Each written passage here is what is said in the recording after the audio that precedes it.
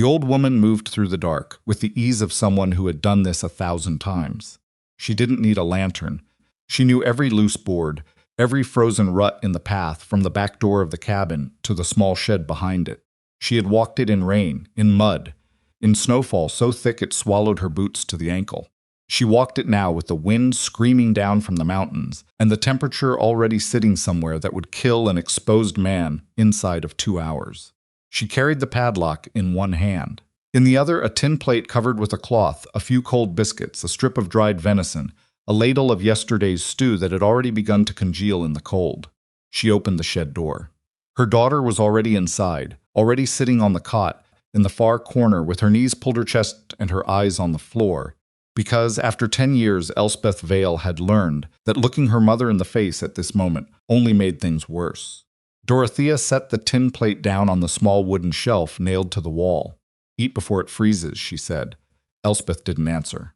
Dorothea stepped back to the doorway.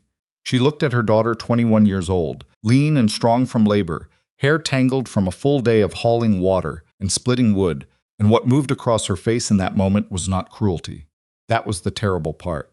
It looked almost like love. "Storm's coming off the mountain tonight," Dorothea said. "Could be bad." Elspeth still said nothing. Dorothea pulled the door shut. The padlock clicked into place. Outside, the wind rose. Inside the shed, no window, no stove, no source of heat beyond a threadbare blanket and a piece of burlap sacking Elspeth. Vale pulled her knees tighter to her chest and listened to her mother's footsteps crunch back toward the cabin. The light from the cabin window went out 20 minutes later. Elspeth sat in the dark and began to shiver. If this kind of story reaches something in you, the kind that makes you want to pull someone out of the cold, then stay with me. Subscribe to the channel so you don't miss a single episode. Hit that like button and drop a comment telling me what city or country you're watching from. I want to know how far this story has traveled. Every name you leave in the comments tells me someone out there was listening. Now let's go back to 1887 and to the Montana frontier, where a young woman is about to discover that the person she needs saving from is the one who claims to love her most. The Vale homestead sat on 40 acres of hard country land 8 miles from the nearest town, which wasn't much of a town to begin with: a trading post, a blacksmith, a handful of weathered buildings that leaned into the prevailing wind, like they'd given up arguing with it years ago. The land around the homestead was beautiful in the way that dangerous things often are. Big sky, ridgelines that turned purple at dusk, meadows that went gold in September and then white by October, and stayed white until late spring came along and peeled the cold back like a skin. Thomas Vale had filed the claim on that land in 1872. He'd built the cabin himself, square-cornered and solid, the kind of structure a man builds when he intends to stay. He'd dug the well, strung the fence line, broken the first garden beds with a borrowed plow. And he'd done all of it with his young wife, Dorothea, at his side, and a daughter who was barely old enough to walk still unsteady on her feet in the tall grass. In 1878, Thomas Vale rode into the town of Garnet Creek to buy seed and wire and did not come back. What came back 3 days later was a neighbor named Cress, who'd found the horse wandering on the road without its rider. What came back 2 days after that was a report from the Territorial Marshal's office. Thomas Vale had been caught in the middle of a robbery attempt at the trading post. One of the robbers had shot him. He hadn't survived the night. Dorothea received this news standing in her doorway with Elspeth beside her, 7 years old, and holding onto her mother's skirt with both fists. She thanked the marshal's deputy, closed the door, and sat at the kitchen table for most of that night without speaking. Elspeth didn't know how to help. She made tea badly and spilled some, and cleaned it up, and then sat across from her mother and watched her until she fell asleep in the chair. After that night, something in Dorothea Vale sealed over like a wound gone bad beneath the skin. She kept working. She kept the homestead running. She traded goods with neighbors, kept the animals alive through hard winters, grew what food the ground would give her. She was not lazy or incompetent. She was in almost every practical sense capable. But whatever part of her had believed the world was navigable, that if you worked hard and kept your head down and loved your family, the world would leave you mostly whole, that part of her died in the chair that night and never came back. The shed had started as storage, an honest shed packed with canned goods and spare tools and seed for the following spring. Elspeth had thought nothing of it when she was 9, when her mother first began locking her inside it at night. "It's safer," Dorothea had said. "Men come through at night sometimes, looking for what they can take. You'll be safer locked away where they can't see you." 9-year-old Elspeth had believed her. At 12, she'd begun to doubt. At 15, she understood it for what it was and cried about it alone in the dark for 3 nights straight. By 17, the crying had stopped, not because the situation had improved, but because there is a point beyond which a person stops grieving a cage and simply learns to live inside it. She did everything that was asked of her. She hauled the water from the creek every morning, 4 heavy trips with the wooden yoke across her shoulders. She split enough wood to keep the cabin stove burning for 2 days and then split more. She tended the 2 milk cows and the 4 chickens that remained of what had once been a larger flock. She mended fences, patched the roof after hard rains, killed and dressed the occasional rabbit or grouse, because Dorothea's eyesight had been declining for 2 years, and she could no longer hold a rifle steady enough to be reliable. She did all of this, and then every evening she walked herself to the shed and waited for her mother to lock the door, because the alternative was a fight she didn't know how to finish. Dorothea was not a violent woman. She had never struck Elspeth. Her weapons were different silence, withdrawal, the kind of cold disappointment that was somehow worse than anger, because it implied you had failed not just her expectations, but some fundamental standard of decency. When Elspeth had tried, at 16, to push back to say that she did not want to sleep in the shed, that it was wrong, that no one else lived this way, Dorothea had sat across from her at the kitchen table and gone very still and said, "I am keeping you alive. Do you understand that? Everything I do is to keep you alive.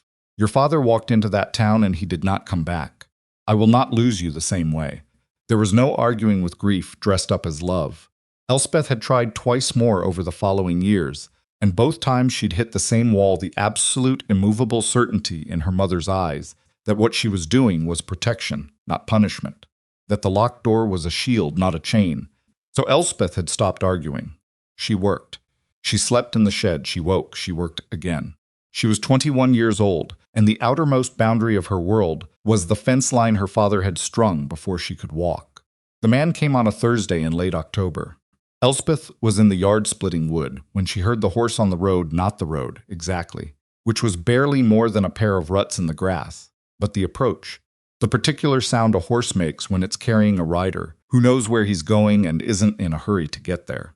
She straightened, set the axe down. Her hand went to it again out of reflex before she made herself leave it. The rider came around the stand of cottonwoods at the bend, and she could see him clearly then, big man, broad through the shoulders, wearing a heavy canvas coat, gone gray at the collar from mountain weather. He had a pack animal trailing behind him, a mule loaded with bundled furs and an assortment of trapping gear, and he rode with the easy, slightly forward lean of someone who has spent more of his life on horseback than off it. He pulled up at the fence gate and looked at the homestead without any particular urgency. "Morning," he said to no one, and then corrected himself when he saw Elspeth standing by the woodpile. "Or afternoon, I've lost track. Afternoon," Elspeth said. Her voice came out rougher than she'd expected. She hadn't spoken to another person since Dorothea had said pass the salt 3 days prior. "Wondered if I might buy some salt," the man said. "Heading up into the mountains before the passes close, and I'm short." "I'd have to ask my mother," Elspeth said. He nodded, didn't push. Just sat there on his horse in the cold afternoon light and waited, which already made him different from the handful of other strangers who'd stopped at the fence over the years, 2 of whom had argued when Dorothea told them to move on, and one of whom had said something to Elspeth through the fence that she'd spent 2 weeks trying to forget. Dorothea appeared in the cabin doorway with her rifle before Elspeth had taken 3 steps. She had not been visible a moment ago. That was another thing about Dorothea. She had an instinct for threat that had sharpened over the years into something almost animal. She heard horses before Elspeth did. She appeared at windows and doorways at precisely the moment she was needed. She was not someone who had let her guard down in 13 years, and she did not intend to start. "What do you want?" she said from the doorway. Not aggressive, exactly. Just flat. The rifle was held across her body at a diagonal, not raised but not invisible either. "Salt," the man said. "I'll pay fair." Dorothea looked at him for a long moment. She had this way of studying people slow and methodical, like she was checking a rope for fraying that made most men shift in their saddles. This one didn't shift. "Elspeth, Dorothea said without looking away from the rider. Go inside. Elspeth went inside. She watched from the window as her mother descended the porch steps, keeping the same distance between herself and the fence, and conducted what appeared to be a terse negotiation that lasted under 2 minutes. She saw the man produce a coin, saw Dorothea take it and produce a small canvas sack of salt. She saw the man nod and turn his horse, and then she saw something she didn't entirely expect. Before he turned fully away, the man glanced back at the shed. Not at the cabin, not at Dorothea, who was already retreating back up the steps. At the shed, specifically at the iron padlock hanging from the door hasp. He looked at it for maybe 3 seconds. Then he rode away. Elspeth stepped back from the window. She didn't know his name. She'd heard nothing in the exchange that told her anything about him. But she thought about that look for the rest of the day, the way it had been less curious than calculating, less observational, than registering something that didn't quite fit a pattern he expected to find. She thought about it while she carried the evening water, while she fed the cows, while she stood in the yard and watched the light die along the mountain ridgeline. And then she stopped thinking about it, because Dorothea came out with the tin plate and the padlock, and there were more immediate things to think about. That night the temperature dropped hard. Elspeth felt it in the way the wood of the shed walls contracted a series of small ticks and pops, the shed settling into the cold like a man hunching against wind. She pulled the burlap sacking around her shoulders over the thin blanket and lay on the cot and stared at the ceiling she couldn't see. She'd been cold in the shed before, many times. Montana winters did not care about the distinction between a cabin and a shed, and that distinction was significant. A cabin had a stove, had walls stuffed with insulation, had a door that fit its frame without the quarter-inch gap that let the night air needle through. The shed had none of those things. The shed was built for flour sacks and tool handles. But tonight was different from the usual cold. The wind was building, she could hear it, not just as a sound but as pressure, something that pushed against the shed walls in long sustained shoves. And the temperature kept dropping, instead of leveling off the way it usually did after midnight. By what she guessed was 3 or 4 in the morning, she was shivering hard enough that her jaw ached. She got off the cot and moved, stood up, walked the 4 steps from one end of the shed to the other, turned, walked back, stomped her feet, rubbed her hands up and down her arms. All the things she'd learned over years to keep the worst of the cold at bay. Usually that helped. Tonight it helped less than she'd hoped. She hammered on the shed door twice with the side of her fist. She wasn't sure if she'd ever done that before. It felt like a violation of something. Some unspoken rule about not making her situation legible from outside, but the cold was making her practical in ways that the cold had never quite managed before. There was no answer from the cabin. The wind ate the sound before it got there, or Dorothea was sleeping deeply, or Dorothea had heard and decided that the cold was not yet lethal enough to warrant unlocking the shed in the middle of the night. Elspeth couldn't be sure which. She sat back down on the cot, pulled everything she had around her, the burlap, the blanket, her arms across her own chest. And sometime after that, she didn't know when she stopped shivering. That was the part that frightened her, the brief, rational part of her mind that had enough experience with cold to recognize the sign. Shivering was the body fighting. When the body stopped fighting, it was because it had decided the fight was over. She was aware of the cold, but no longer responding to it properly.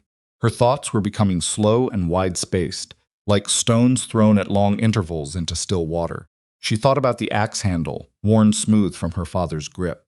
She thought about the color the mountains went in the last light of October. She thought about the way a cup of hot coffee smelled when her mother made it on the mornings. She was in a good enough mood to make it for 2. She did not think about the man who had looked at the padlock. She was too cold for that. She was too cold by then for much of anything. 3 miles away, on the far side of a ridge that would have been invisible in the dark, even if the snow hadn't been coming in hard enough to cut visibility to arm's length, a man named Bram Alderidge sat in an abandoned trapper's cabin he'd used for years as a halfway stop on the route between the lower country and the mountain passes. He was not comfortable. Exactly, the cabin's chimney drew poorly and smoked when the wind hit it from the east, which it was doing now, but he was warm. He had enough wood stacked inside to last 3 days if he needed it.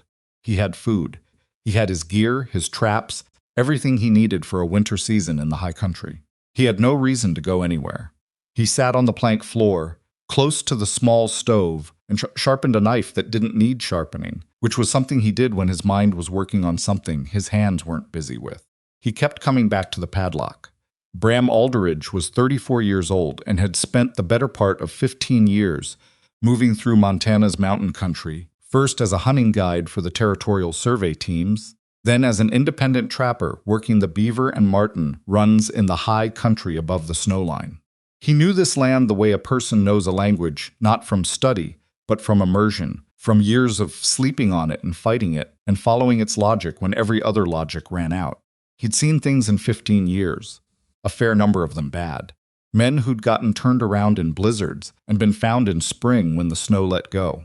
Homesteads that had gone quiet over the winter for reasons nobody talked about openly. The particular kind of silence that a place has when what happened there is something that doesn't have a clean name. He'd learned to read signs the way a tracker reads ground, not just for what was there, but for what was wrong about what was there. The padlock on a shed door was not in itself unusual. People locked things.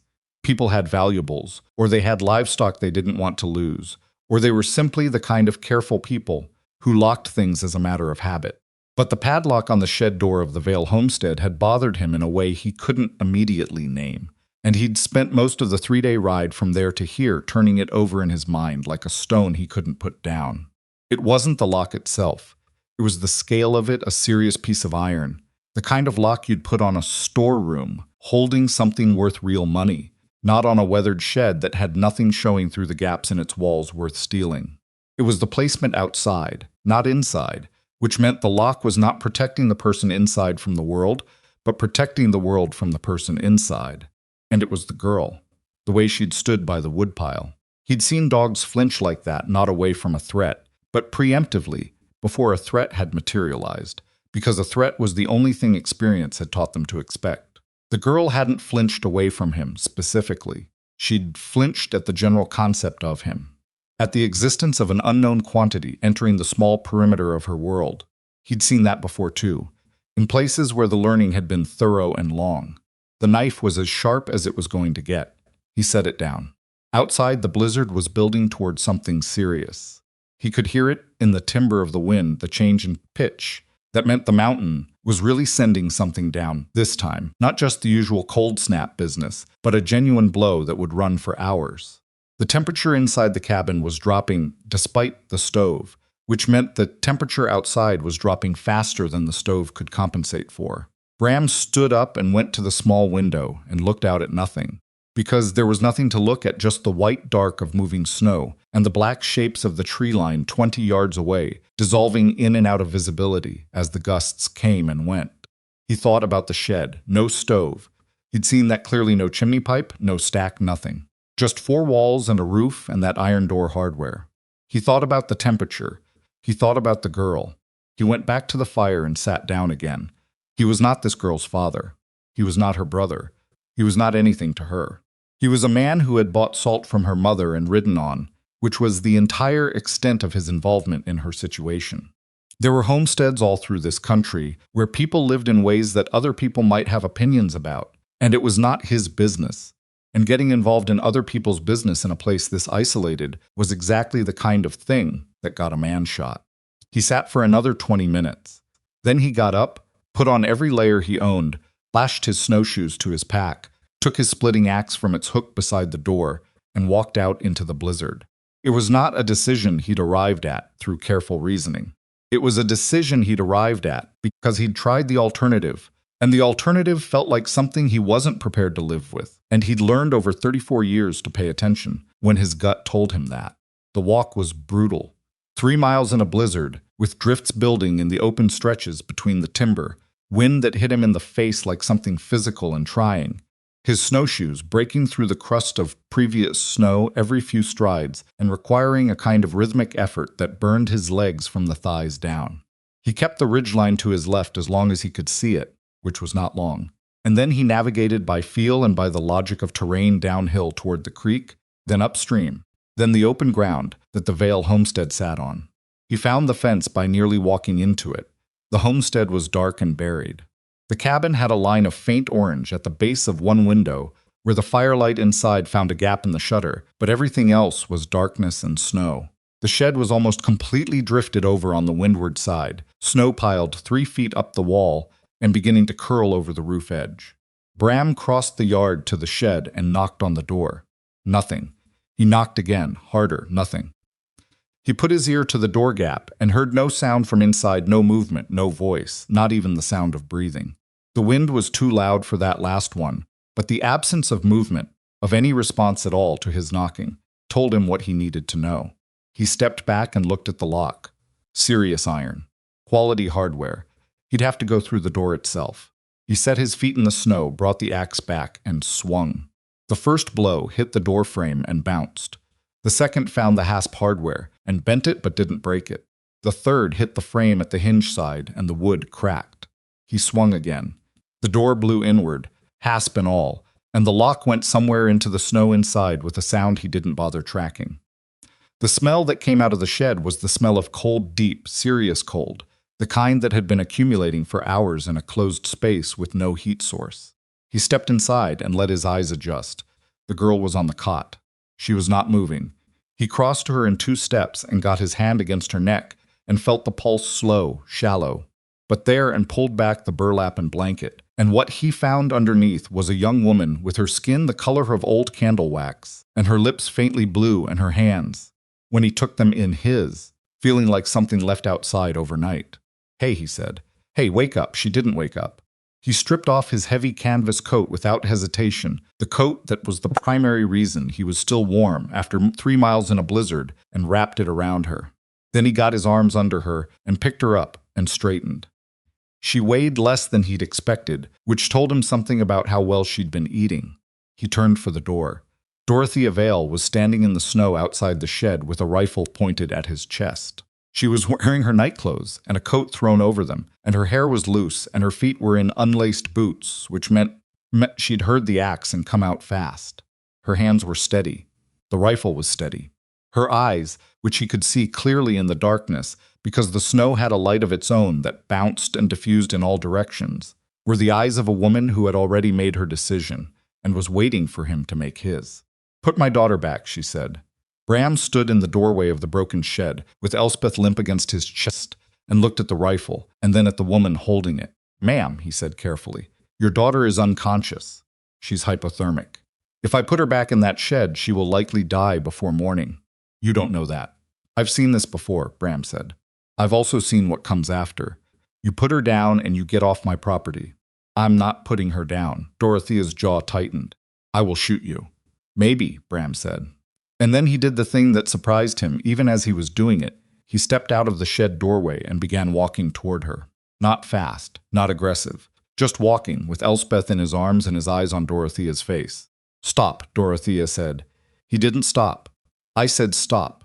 Her voice had changed, not louder but different in quality, like a board beginning to bow under more weight than it was built for. "Shoot me or move aside," Bram said. "Those are the choices, because I'm not putting her back in there." Dorothea kept the rifle up. Her finger was on the trigger, and her eyes were on his face. And for a long moment, the only sounds were the wind and the snow, and Bram's boots compressing the crust under his weight with each step. He was 4 feet from the barrel when her eyes dropped. She looked at her daughter's hand, pale and loose, dangling from the folds of Bram's coat with the kind of limpness that doesn't belong on a living person. The rifle came down, not all the way, not to the ground, but down enough that the barrel was no longer pointed at him, and Bram walked past her into the howling dark and turned toward the ridge and the trapper's cabin 3 miles away. Behind him he heard Dorothea make a sound. It was not a word. It wasn't a threat and it wasn't a plea. It was the kind of sound a person makes when they finally, after a very long time, understand exactly what they've done. Bram walked. The storm was still building. He had no coat. The cold hit him like something structural, something that pressed against him from all directions and began immediately working on the exposed skin of his face and neck. He walked fast and kept Elspeth pressed close to his chest and put his chin down and followed the terrain the way he'd followed it. On the way in the ridgeline logic, the creek, the timber breaks. He fell twice. Once in a drift that hit a drop he didn't see. Once when his snowshoe caught a buried root and went sideways.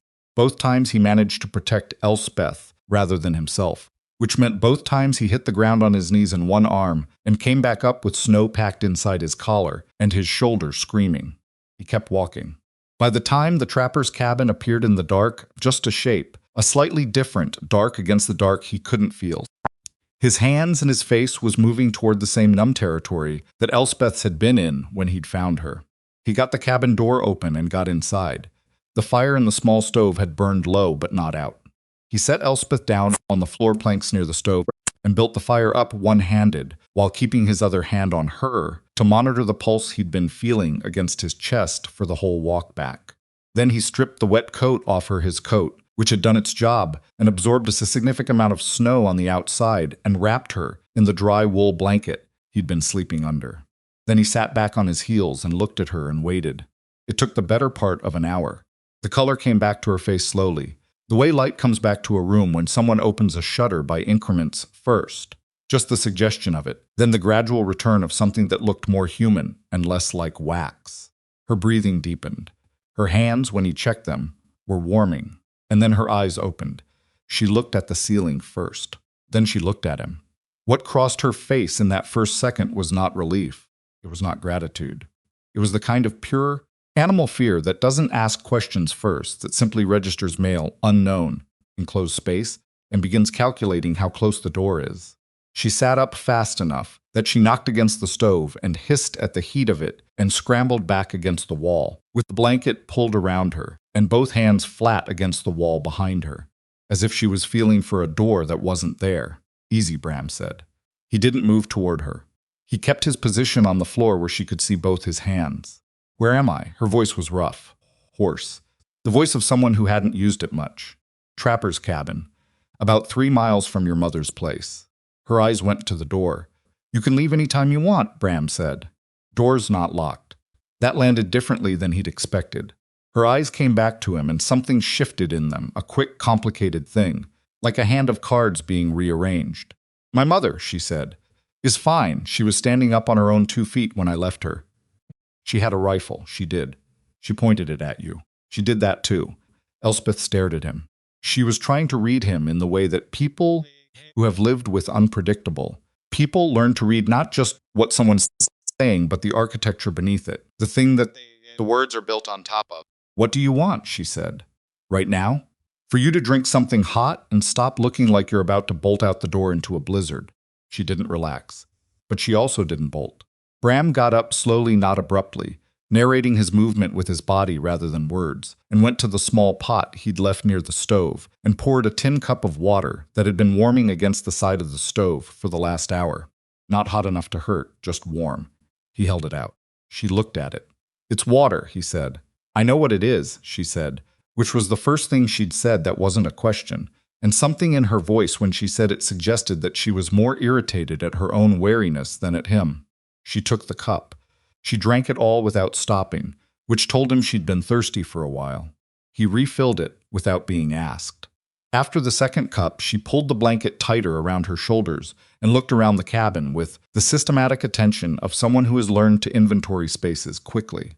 One door, one window shuttered, one stove, one man sitting on the floor with his back against the far wall and his hands visible and his body pointed away from the door rather than across it. "You broke our shed door," she said. "I did. Mama's going to be furious." She was already furious, Bram said. Didn't seem like the door was the main issue. Something moved across her face then, not quite a smile, but the ghost of one, a brief muscular suggestion that her face had learned to suppress a long time ago. "No," she said quietly. "I guess it wasn't." The fire crackled between them. Outside, the blizzard howled and pushed against the cabin walls, and went on doing what it was going to do regardless of anything happening inside.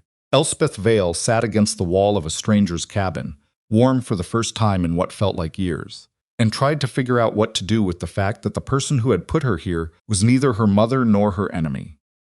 She was discovering a harder problem than she'd expected, because all her life, those two categories had been the same thing. She didn't sleep again that night. Bram did, or at least he appeared to, stretched out on the floor planks near the stove, with his coat pulled over him, and his breathing settling into the slow rhythm of someone who has learned to sleep in uncomfortable places without making a production of it. He'd offered her the floor space closer to the stove. She'd stayed against the wall. She told herself it was because she was warm enough. She knew it was because the wall was behind her. So she sat and watched the fire through the stove's iron grate and listened to the blizzard work itself out against the cabin. And she thought. She'd spent a significant portion of her life thinking, because thinking was the one thing Dorothea hadn't found a way to lock away. In the shed at night, in the long stretches of repetitive labor during the day, Elspeth had lived in her own head more than most people live anywhere. She'd built entire worlds in there, imagined conversations with people she'd never met, argued cases, considered angles, worked through problems that had no solutions because the problems were the shape of her life and the life wasn't going to change. But tonight the thinking was different. Tonight there was new material. She looked at the man sleeping on the floor. Big man. She'd registered that when he'd picked her up the ease of it, not effortless, but competent, the way he'd adjusted his grip without fumbling. She'd been barely conscious, but she remembered that.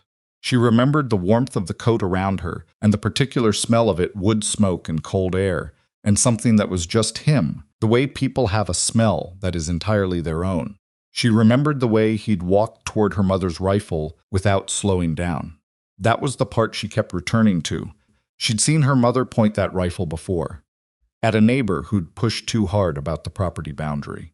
At a traveling salesman who hadn't taken her first no for an answer. At Elspeth herself, once, when Elspeth was 18 and had gotten as far as the fence gate before Dorothea came out of him. Every person who'd ever looked down the barrel of her mother's rifle had stopped, or backed up, or started talking very quickly about how they didn't mean anything by it. This man had kept walking, and not in a reckless way, not in the way of someone who didn't understand the danger. He'd understood it. She'd seen it in his face, the careful, measured assessment of a man who was calculating odds rather than ignoring them. He'd known the rifle was real. He'd walked toward it anyway, because of her. She didn't know what to do with that. She'd spent 21 years being given exactly one message about men and the outside world, and that message was danger. And here was a man who had walked 3 miles in a blizzard without a coat on, and swung an axe through a locked door, and put himself between her and a rifle, and he was asleep on the floor of his own cabin with his back to her, which was not the posture of a man who was calculating how to take something. She pulled the blanket tighter and watched the fire and waited for morning. It came slowly, the way Montana winter mornings always did, not a sudden brightening, but a gradual graying of the cracks around the window shutter, the darkness becoming less absolute by degrees. The blizzard had blown itself mostly out by then. The wind was still running, but the hard-driving snow had stopped, and the silence it left behind was the particular heavy silence of a world that has been thoroughly buried. Bram woke up when the fire needed feeding. He did it without fuss, sat up, added 2 pieces of wood, pushed the stove door closed with the side of his boot. Then he looked at her. "You sleep?" he said. "No." He nodded like that was a reasonable answer and didn't push it. He got up and went to the small stack of provisions near the wall and began putting together something that turned out to be cornmeal mush cooked in a pot on the stove, which was not an elegant breakfast, but which produced a smell that reminded Elspeth suddenly and violently of being small, and her father being alive, and the kitchen being warm. She ate 2 bowls of it. Bram ate 1, slowly, looking at the window like he was doing weather calculations in his head, which he probably was. "Storm's done," he said. "Roads'll be rough but passable by midday." Elspeth set her bowl down. "I need to go back." He looked at her then, not with the expression she'd braced for argument, interference, the presumption that he knew better than she did what she needed.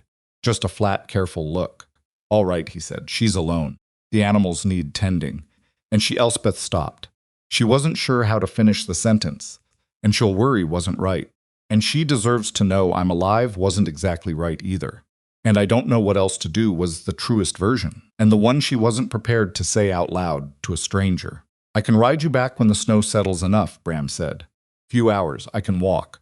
3 miles in chest-deep drifts in wet clothes." "I walked it last night," she said, and then corrected herself. "You carried me last night."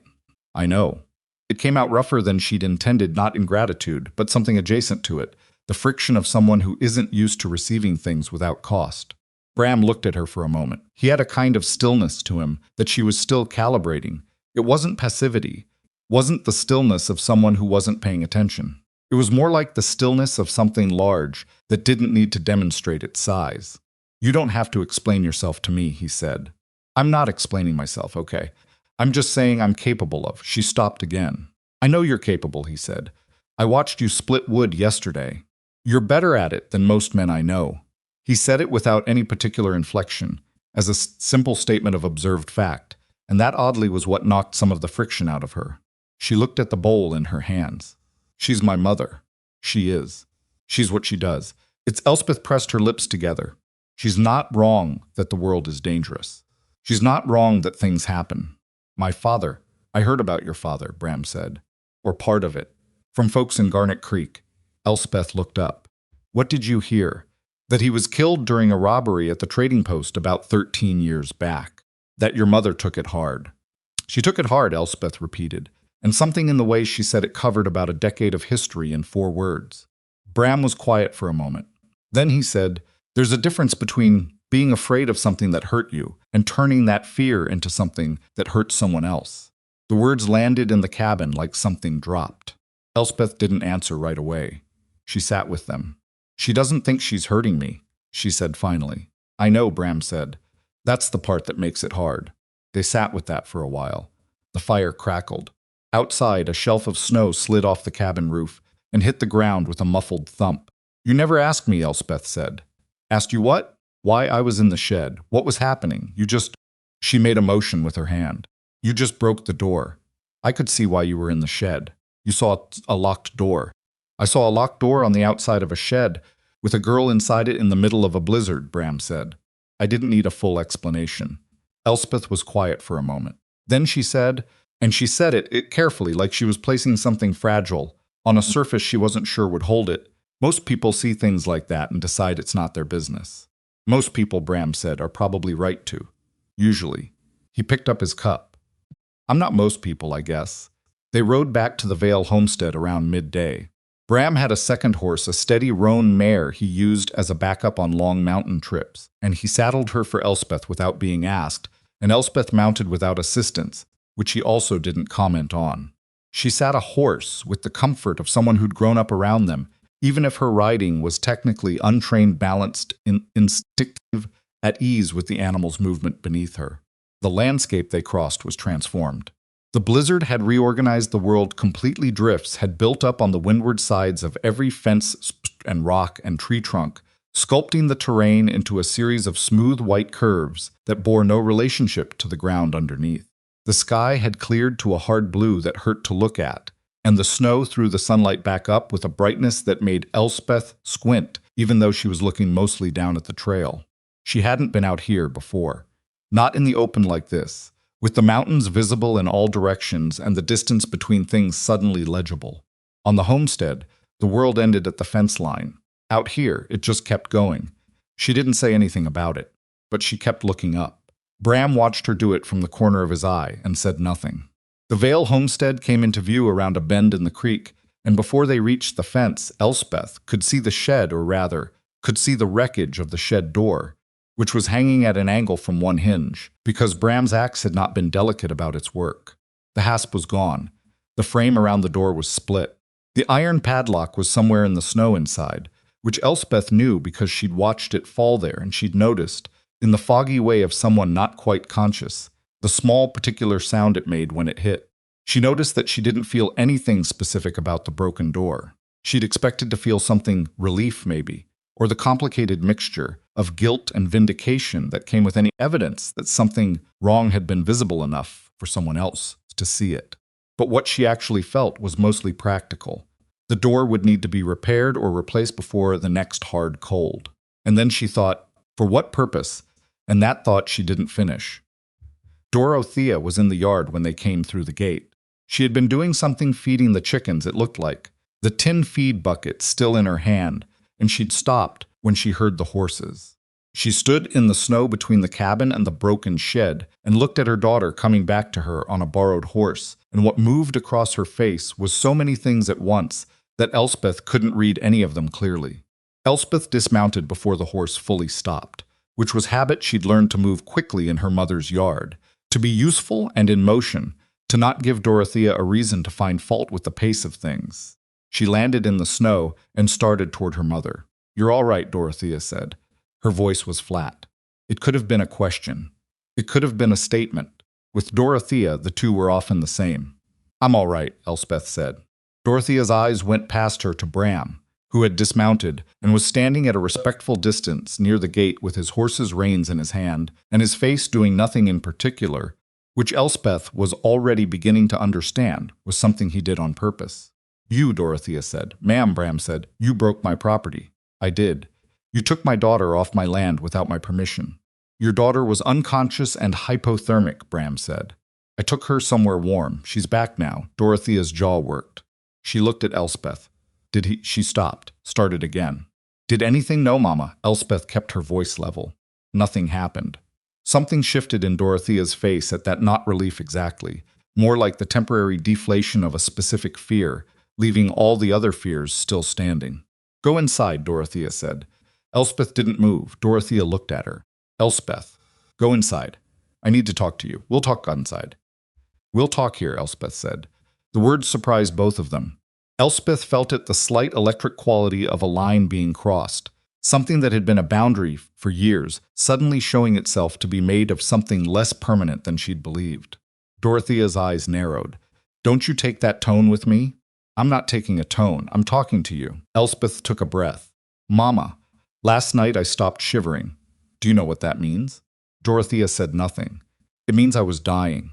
It means if he—" She didn't gesture at Bram, but she meant him. "If he hadn't come, I would have been dead by morning. You've been cold in that shed before." "Not like that." Elspeth's voice didn't rise. It went the other way, lower, more careful, the way you speak when you've decided that the conversation has to actually land. "I stopped shivering, Mama. I started going away. I could feel it. Whatever comes after cold, I was getting there." Dorothea looked at her. Her face had done something complicated and then locked down on top of it. "I locked that door to keep you safe," she said. "I know you did. I always have. Since your father—" "I know, Mama." Elspeth took a step toward her. "I know that. I've always known that. But last night the thing that was supposed to keep me safe nearly killed me. And that's—" She stopped. "Try it again. You have to be able to hear that." "You're standing here talking to me," Dorothea said. Her voice had developed a slight tremor, not weakness, more like a structure under load. "You're fine." "Because he came," Elspeth said. "A stranger came 3 miles through a blizzard with no coat on. Because he saw a locked shed door and he couldn't make himself not come back. That's why I'm standing here. Not because the shed was safe." Dorothea looked past Elspeth at Bram. Something moved in her face that was hard to name, not softness. Nothing that simple, but a kind of unwilling recognition. The look of someone watching a point she's argued against turn out to be true in a way she can't dismiss. Bram said nothing. He stayed by the gate with his horses and kept his face neutral and let the two women talk. "I don't know him," Dorothea said. Her voice was quieter. "I don't know anything about him." "Neither do I," Elspeth said. "But I know what he did last night, and I know what you did, and those are facts, Mama. Those are just facts." Dorothea set the feed bucket down in the snow. She sat down on the porch, step not gracefully, more like her legs had decided the conversation required sitting and had acted without consulting her, and put her hands on her knees and looked at the ground. It was the first time Elspeth had ever seen her mother sit down in the middle of the day without a task in her hands. She didn't know what to do with it. She stood there for a moment, the distance between them feeling like something with texture, and then she went and sat on the step beside her mother, because where else was she going to go? They sat there for a while. Bram stayed at the gate. The chickens wandered around the yard. Finally, Dorothea said, very quietly, "I saw her hand." Elspeth looked at her. "When he walked past me, I saw your hand hanging down from his coat." She stopped. She stopped again. Her jaw was tight. Elspeth waited. "You weren't moving," Dorothea said. "You were—" She made a gesture with her hand that didn't complete itself. "I know, Mama. I thought I'd—" Her voice dropped to nearly nothing. "I thought I'd done it. What I was trying to prevent. I thought I'd done it myself." Elspeth sat with that for a moment. There were things she could say.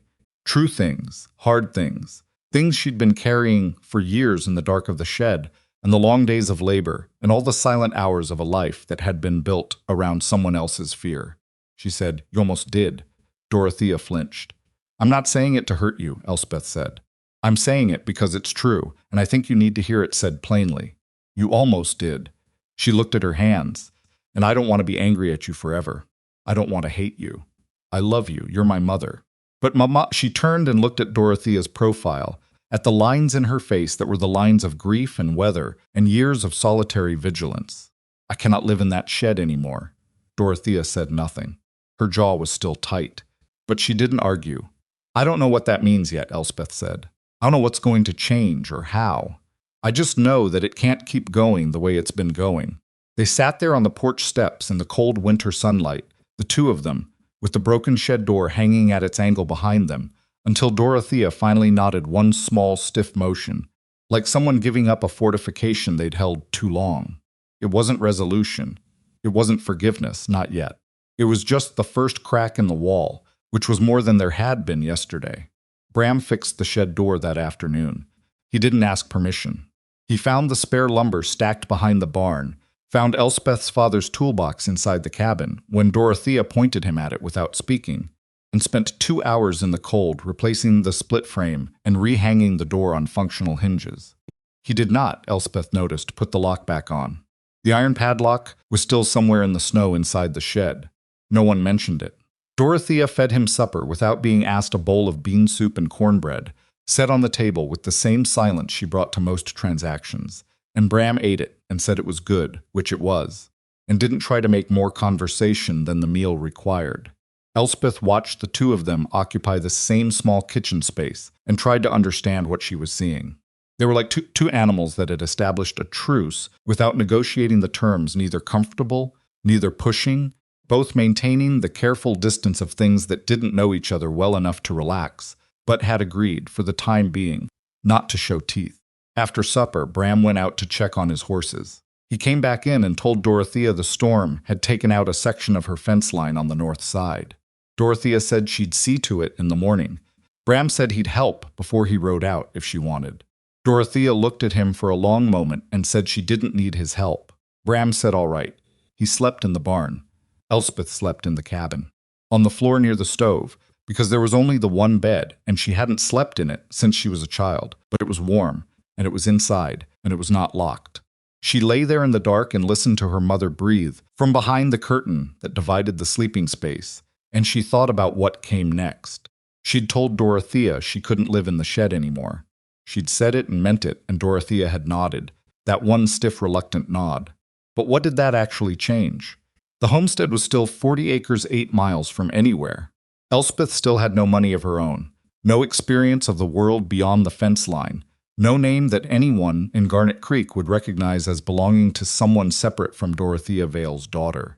She was free of the shed, maybe. She was not free of anything else. In the morning, Bram fixed the fence. He and Elspeth worked side by side in the cold, resetting posts that the drifts had pushed loose and stretching new wire from the roll Bram found in the barn. And they talked, or rather, they talked more than Elspeth had talked with anyone in years, which wasn't saying much but felt like a great deal. He asked her questions. Not the kind of questions that were really statements with a question mark attached, not the kind of questions that assumed the answer and wanted confirmation. He asked what she wanted to know, and he asked it and then waited for her actual answer. "What's it like up there?" she said, gesturing at the mountains. "Cold," he said. "Mostly empty." That's not an answer. He glanced at her. "Fair." He thought about it. "It's like being in a place that doesn't care whether you're there. Not mean about it, just indifferent. You learn to work with what it gives you, or you don't last. Most people find that lonely. I find it honest." Elspeth drove a fence staple with 2 clean strikes. Honest. It doesn't pretend to be safe. Most places people pretend. He looked at the mountains. Up there, you know what you're dealing with. She absorbed that. And what do you deal with, specifically? So he told her. The trapping routes, the different territories, how you read the signs an animal leaves without ever seeing the animal, how to navigate by terrain when you can't see the sky, how cold works on a body and how you prevent it from working too far. He talked about it the way people talk about things they know thoroughly, without showing off the knowledge, just using it. Reaching for the right word the way you reach for a familiar tool. She asked questions, and he answered them. She never asked a question twice, he noticed. She listened the way people listen when they're storing information, rather than just filling silence. By the time the fence was repaired and the tools were put away, 3 hours had passed. Elspeth realized it had been the longest conversation she'd had since she couldn't remember when. Dorothea watched them from the porch. Her face was unreadable, but she was watching. Bram loaded his pack mule and saddled his horse and came to say goodbye to Dorothea with the formality of someone who'd decided on the terms of an exit and intended to stick to them. "Ma'am," he said, "you've got a solid place here. Fence'll hold through the rest of winter." Dorothea looked at him. "Why did you come back?" The question came out flat, without accusation but without politeness either. Just a genuine question from a woman who genuinely wanted to understand the mechanism of it. Bram considered. "Because I saw something that didn't sit right," he said. "And I've learned that when something doesn't sit right, there's usually a reason. You could have been shot." "Could have been." "You didn't know her," Dorothea said. "You don't know her now?" "No," Bram said. "But I know what a locked door means when there's a person behind it." Dorothea looked at him for a long time. Whatever was happening behind her eyes, she kept it behind her eyes. "Come on then," she said finally, and turned and went inside. Which was, from Dorothea Vale, the closest thing to thank you that she was likely to produce. Elspeth walked with Bram to the gate. He checked his pack mule's load once, adjusted a strap, checked it again. These were the gestures of a man who was about to ride out and didn't have anything else to do with his hands. "She'll lock that shed again," Elspeth said. Bram looked at her. "She'll decide last night was an exception, and things will go back to the way they were." Elspeth said it without heat, just factual. She doesn't change. That's the thing about her. She made up her mind 13 years ago, and she hasn't moved an inch since. Bram looked at the shed door, the new one he'd hung, with the functional hinges and the missing lock. "Then you'll have to decide whether to let it," he said. "I'm 21 years old," Elspeth said. "I have no money. I don't know anybody within 20 miles except my mother." "I know," Bram said. "I don't know how to do anything except work." "That's not nothing," Bram said. "That's actually quite a lot." She looked at him, trying to read him again, whether he was humoring her, whether the words were meant to comfort rather than mean something. His face said he meant them. "There's a place," he said. "Red Hollow Trading Station, about 11 miles east. Innkeeper, there is a woman named Miriam Caskey. She's decent, runs a clean place. I know she's been looking for someone to help with the kitchen and the guest rooms." He paused. "I could tell her you might come by." Elspeth looked at the cabin, at the broken shed behind it, at the mountains beyond, which sat there the way they always had, enormous and patient and entirely unimpressed by the scale of human problems. "You'd do that," she said. "Tell her. If you want me to." She didn't answer right away. She was doing the arithmetic in her head, all the variables, all the unknowns, all the pieces of a situation she didn't have enough information to calculate properly. "I'll think about it," she said. Bram nodded. He mounted his horse. "You know where to find me if you need me," he said. "I'm usually within a day's ride of this stretch until the pass is open in spring." He rode out.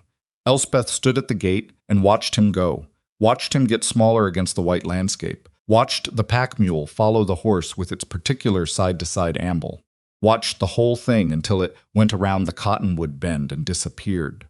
She stood there for another minute after he was gone. Behind her, she heard the cabin door open. "Elspeth," her mother called. "Chickens need feeding." Elspeth turned around, looked at the cabin, at her mother in the doorway, at the shed with its new door and its missing lock, at all of it, laid out in the winter light, like a map of a country she'd been living in her whole life, without being able to see its shape until now. "Coming," she said. She went to feed the chickens.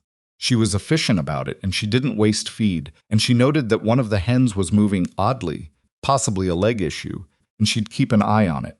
These were the things she knew how to do. These were the skills of her particular life. But in the back of her mind, something had started. Not a plan. Exactly. Not yet. More like a direction, a point on the horizon that hadn't existed 2 days ago, which was the same as the horizon she'd always had but wasn't, because now she knew there was something on the other side of it. Red Hollow Trading Station, 11 miles east. Miriam Caskey. Work and wages and a room that locked from the inside. She finished feeding the chickens. She went back inside and started the dinner she'd been starting at this time every evening for years. The motions of it so deep in her muscle memory that she could do them without thinking. She didn't need to think about them tonight. She was thinking about something else. 3 days after Bram rode out, Dorothea put the lock back on the shed door. She didn't say anything about it. She didn't announce it or explain it or frame it as a decision she'd made after careful consideration. She simply appeared in the yard one evening. With the iron padlock in her hand, she'd found it in the snow inside the shed. Apparently, had picked it up and kept it somewhere without mentioning it, and she walked to the shed door and clicked it into the new hasp that Bram had installed, and the sound it made was exactly the sound it had always made. Elspeth was at the woodpile. She heard it. She set the axe down and stood there for a moment, with her hands at her sides, looking at her mother's back, and she felt something move through her that wasn't quite anger and wasn't quite grief. It was more like recognition, the confirmation of something she'd already known was coming, but had been, somewhere under the knowing, hoping wouldn't. Dorothea turned around. Their eyes met across the yard. Neither of them spoke. Then Dorothea went inside, and Elspeth picked up the axe and finished splitting the wood. And that night she walked herself to the shed, the same way she'd walked herself there 1,000 times before, and listened to the lock click into place and sat down on the cot in the dark. But this time she didn't try to stop thinking. This time she let herself think all the way to the end of the thought. She'd been stopping herself for years, letting her mind get to the edge of what came next, and then pulling back, because the edge had always dropped off into nothing. No money, no contacts, no world beyond the fence. Every time she'd gotten close to the thought that said leave, the next thought had been but how, and how had always been a wall. Now there was a door in the wall, red hollow, 11 miles east. Miriam Caskey. She didn't sleep much. When the light came through the gap at the bottom of the shed door and told her morning had arrived, she'd made her decision. Not a dramatic decision, not the kind that feels large in the moment. It felt, actually, very small and practical, the way real decisions often do when you've been thinking about them long enough, that the deciding is just the last step of a process that was already mostly complete. She was going to have to leave. She spent 2 more weeks on the homestead, not because she was uncertain, because she was 21 years old and she had no money, and walking 11 miles in January with nothing but the clothes she was wearing seemed like a way to trade one dangerous situation for another. And she'd learned from the blizzard that the cold was not interested in her reasons for being out in it. So she was practical about it.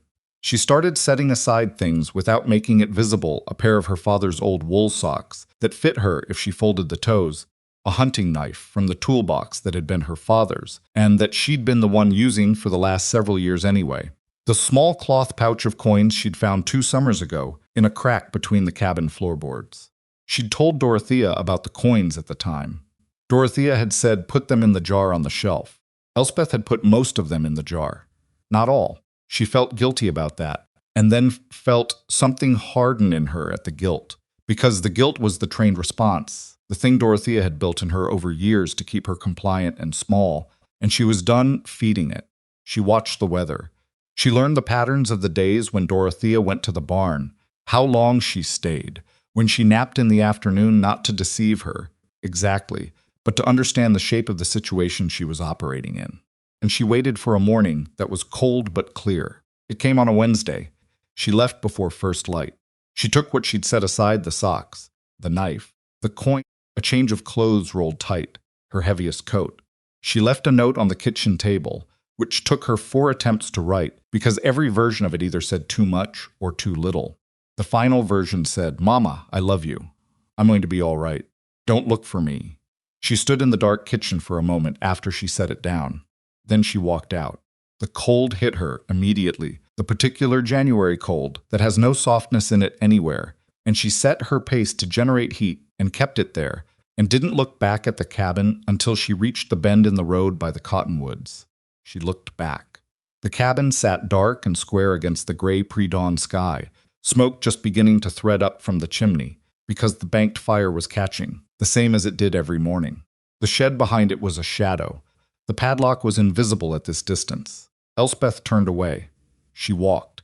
11 miles in January took her most of the morning. The road was rough-packed snow over frozen ruts, with drifts across the open stretches that she had to push through rather than walk around. Her feet were cold inside her boots by the 2nd mile, and stayed cold after that, which she'd expected, and she kept moving. The knife she kept inside her coat. The coins were in her inside pocket, against her chest, where body heat would keep them from becoming a cold weight. She thought about very little. When her mind tried to reach back toward the homestead, toward Dorothea waking up and finding the note, she moved her attention to the road, the next rise, the next curve, the distance between where she was and where she was going, getting smaller by increments that she could measure. Red Hollow Trading Station announced itself first by smell wood smoke, and under it something that might have been bread, and then by sound, the distant clank of metal that turned out to be a blacksmith's hammer, and then by sight, a cluster of buildings around a central yard, bigger than she'd expected from how Bram had described it. Maybe a dozen structures of various sizes, with a large two-story building at the center that had a covered porch along the front and a sign she couldn't read at this distance. She stood at the edge of the settlement for a moment, her breath making clouds in the cold air, and looked at it. People moved in the yard. 2 men talking near the hitching rail. A woman crossing from one building to another with a basket on her arm. A boy leading a horse. Ordinary things. The ordinary life of an ordinary place, which was to Elspeth entirely extraordinary, because she had spent most of her life seeing none of it. She walked in. She found Miriam Caskey in the kitchen of the 2-story building, which turned out to be the trading post and inn combined. Miriam was a broad woman in her mid-40s with gray-streaked dark hair pinned back, a face that had the look of someone who had seen enough of the world's complications to stop being surprised by new ones. She was pulling bread from the oven when Elspeth appeared in the kitchen doorway, and she looked up without startling. "Help you," she said. "I'm looking for Miriam Caskey," Elspeth said. "Found her." Miriam set the bread pan on the counter and looked at Elspeth with the same systematic attention. Elspeth had noticed in Bram the kind of looking that was actually assessment rather than just observation. "You come in off the road?" "From the west. About 11 miles. In this weather." It wasn't a question. "You Elspeth Vale?" Elspeth blinked. "You know me?" "Know of you." Miriam wiped her hands on her apron. "Bram Alderidge came through here 10 days ago. Said you might show up. Said if you did, I should give you a chance."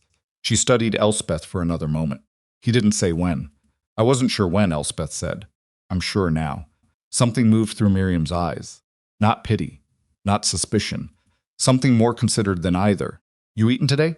"No," Elspeth said. "Sit down then. We'll talk while you eat. If you think you can work, I'll show you what work looks like here. If you still want it after that, we'll talk wages." Elspeth sat down. The bread was still warm. Miriam put butter with it and a bowl of soup that had been on the stove since morning, and Elspeth ate all of it without embarrassing herself by eating too fast, which took some effort. Miriam talked while she worked, moving around the kitchen with the easy efficiency of someone who has organized their space around their own patterns over many years. The inn had 6 guest rooms on the upper floor. The trading post occupied the front room and needed someone to manage inventory and deal with customers, while Miriam was cooking or managing the larger business. There was laundry, cleaning, kitchen work, occasional help with the livery next door when the man who ran it was overwhelmed. The wages were modest. She named a figure that was more money than Elspeth had ever held at one time, and came with the small room at the back of the building, which had a stove and a real bed and a door that, Miriam said, bolted from the inside. "I don't know everything that Bram told you about my situation," Elspeth said carefully. "He didn't tell me much," Miriam said. "He said you'd worked hard your whole life and you were good with your hands and you deserved a fair shot. He said your situation at home was difficult." She paused. "He said you might not have a lot of experience with people." Elspeth thought about that. "That's accurate. Most things worth doing, you learn by doing," Miriam said. "I'm not looking for perfect. I'm looking for reliable and willing." She glanced at Elspeth. "Can you be those things?" "Yes," Elspeth said, without hesitation. Miriam nodded. "Then you've got a job, rooms available tonight." That was how it started. The first week was the hardest, and it was hard in ways Elspeth hadn't predicted. The physical work was easier than the homestead, actually, because the tasks were more varied, and the tools were better, and she wasn't doing everything alone. She could split firewood twice as fast as the boy Miriam usually sent to do it, a fact that produced in the boy an expression of injured dignity that almost made her smile. She picked up the inventory system for the trading post in 2 days. She learned the guest rooms, which beds had lumpy spots, which windows leaked cold air, which floorboards to avoid at night by the end of the first week. What was hard was the people. Not difficult people. Red Hollow had its share of those, but they weren't the problem. The problem was ordinary people. People who said good morning without needing anything from her. People who made jokes she wasn't always fast enough to catch. People who stood close without meaning anything by it, who touched her arm to get her attention, who laughed at things that weren't threats. She'd grown up with one person, One complicated, frightened, consuming person who had accounted for the entire human content of Elspeth's world. The density of Red Hollow ate people at breakfast. Some mornings, travelers through all day. Miriam's big laugh that could be heard from 2 rooms away was something she had to learn to breathe in rather than flinch from. She made mistakes. She was too short with a customer who asked a question she didn't know the answer to. She accidentally implied to a traveling family that the inn was full when it wasn't, because she'd miscounted rooms. She burned a batch of biscuits so badly that the smoke smell didn't leave the kitchen for 2 days, and Miriam fanned it out and said nothing except "Open that window, please." She also fixed a broken wagon wheel axle for a man who'd been waiting 2 days for the blacksmith to get to it, using tools from the barn and knowledge she'd accumulated on the homestead, and the man was so genuinely shocked that a girl had done it that he gave her a full $1 on top of what he'd already paid Miriam. She gave the $1 to Miriam. Miriam gave it back. "You earned it. Keep it." "Isn't it yours?" he paid. "He paid for the room and the board. You fixed his wagon with your own time and your own skill." Miriam pressed the coin into her hand. "That's yours." Elspeth looked at the $1. She'd never held a $1 she'd earned herself. She'd earned this one, with her hands, on her own time, by knowing something she'd taught herself. It was $1.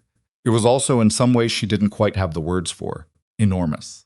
She put it in her coat pocket and kept it there for a week before she trusted herself to put it somewhere it might get mixed up with other things. Bram came through Red Hollow in early February. He was heading down from the high country to resupply before going back up, which was apparently a regular circuit he ran through the winter. He came into the trading post on a Tuesday morning and stopped when he saw Elspeth behind the counter. "You made it," he said. "I made it," she said. He looked at her with the same flat, assessing look he had. Then he nodded once and said, "Good," and started looking at the goods on the shelf, which was so thoroughly anticlimactic that she found herself almost laughing. He bought dried beans, salt, powder, a new length of rope. He chatted with Miriam for a few minutes about trail conditions above the snowline. He drank a cup of coffee at the counter black, no sugar, and looked out the front window at the sky, doing whatever calculations he did. Elspeth waited until Miriam went to the back. "My mother," she said. "Have you heard anything?" Bram looked at her. "I came through that way 2 weeks back. She was there, house was running, animals were fed." He paused. "She came to the door when I rode past. Didn't say anything. Just looked." Elspeth absorbed that. "Was she looked like she was managing," Bram said. "She's a capable woman." "She is," Elspeth said. "I know she is." She said it without bitterness. Whatever she felt about Dorothea was still too complicated for something as simple as bitterness. It had layers to it, love and anger and grief, and a particular kind of sorrow that came from understanding someone clearly and still not being able to fix the thing that was wrong with them. "I left her a note," Elspeth said. "Told her not to look for me." "She looked," Bram said. "Came into Garnet Creek asking around the first week. Nobody knew where you'd gone." He looked at her carefully. "I didn't volunteer it." "Thank you," Elspeth said. He nodded. He finished his coffee. "You look different," he said. She frowned. "Different how?" He considered. "Less like you're waiting for something to go wrong." She thought about that. "I'm still waiting," she said. "It's just there are more other things happening at the same time." The corner of his mouth moved. Not quite a smile, the suggestion of one. He packed up his supplies, paid Miriam, and was heading for the door when Elspeth said, "Will you teach me to shoot?" He stopped. "I know how to use a rifle," she said quickly. "My mother kept one. I've handled it. But I can't hit anything that's moving, and I can't load it fast, and if I'm going to—" She stopped herself, reorganized. "If I'm going to be capable of being somewhere on my own, I should actually be capable." Bram turned around. He looked at her for a moment. "I'll be back through in 3 weeks," he said, "if the weather holds." "All right," she said. "Bring a rifle. I don't own one." "I'll bring 2. He looked at her one more moment. "You sure? About learning to shoot? About being capable of being somewhere on your own? It's a different thing from wanting to be." The question landed with the particular precision of someone who knew how to ask things that mattered. Elspeth looked at him steadily. "I got here," she said.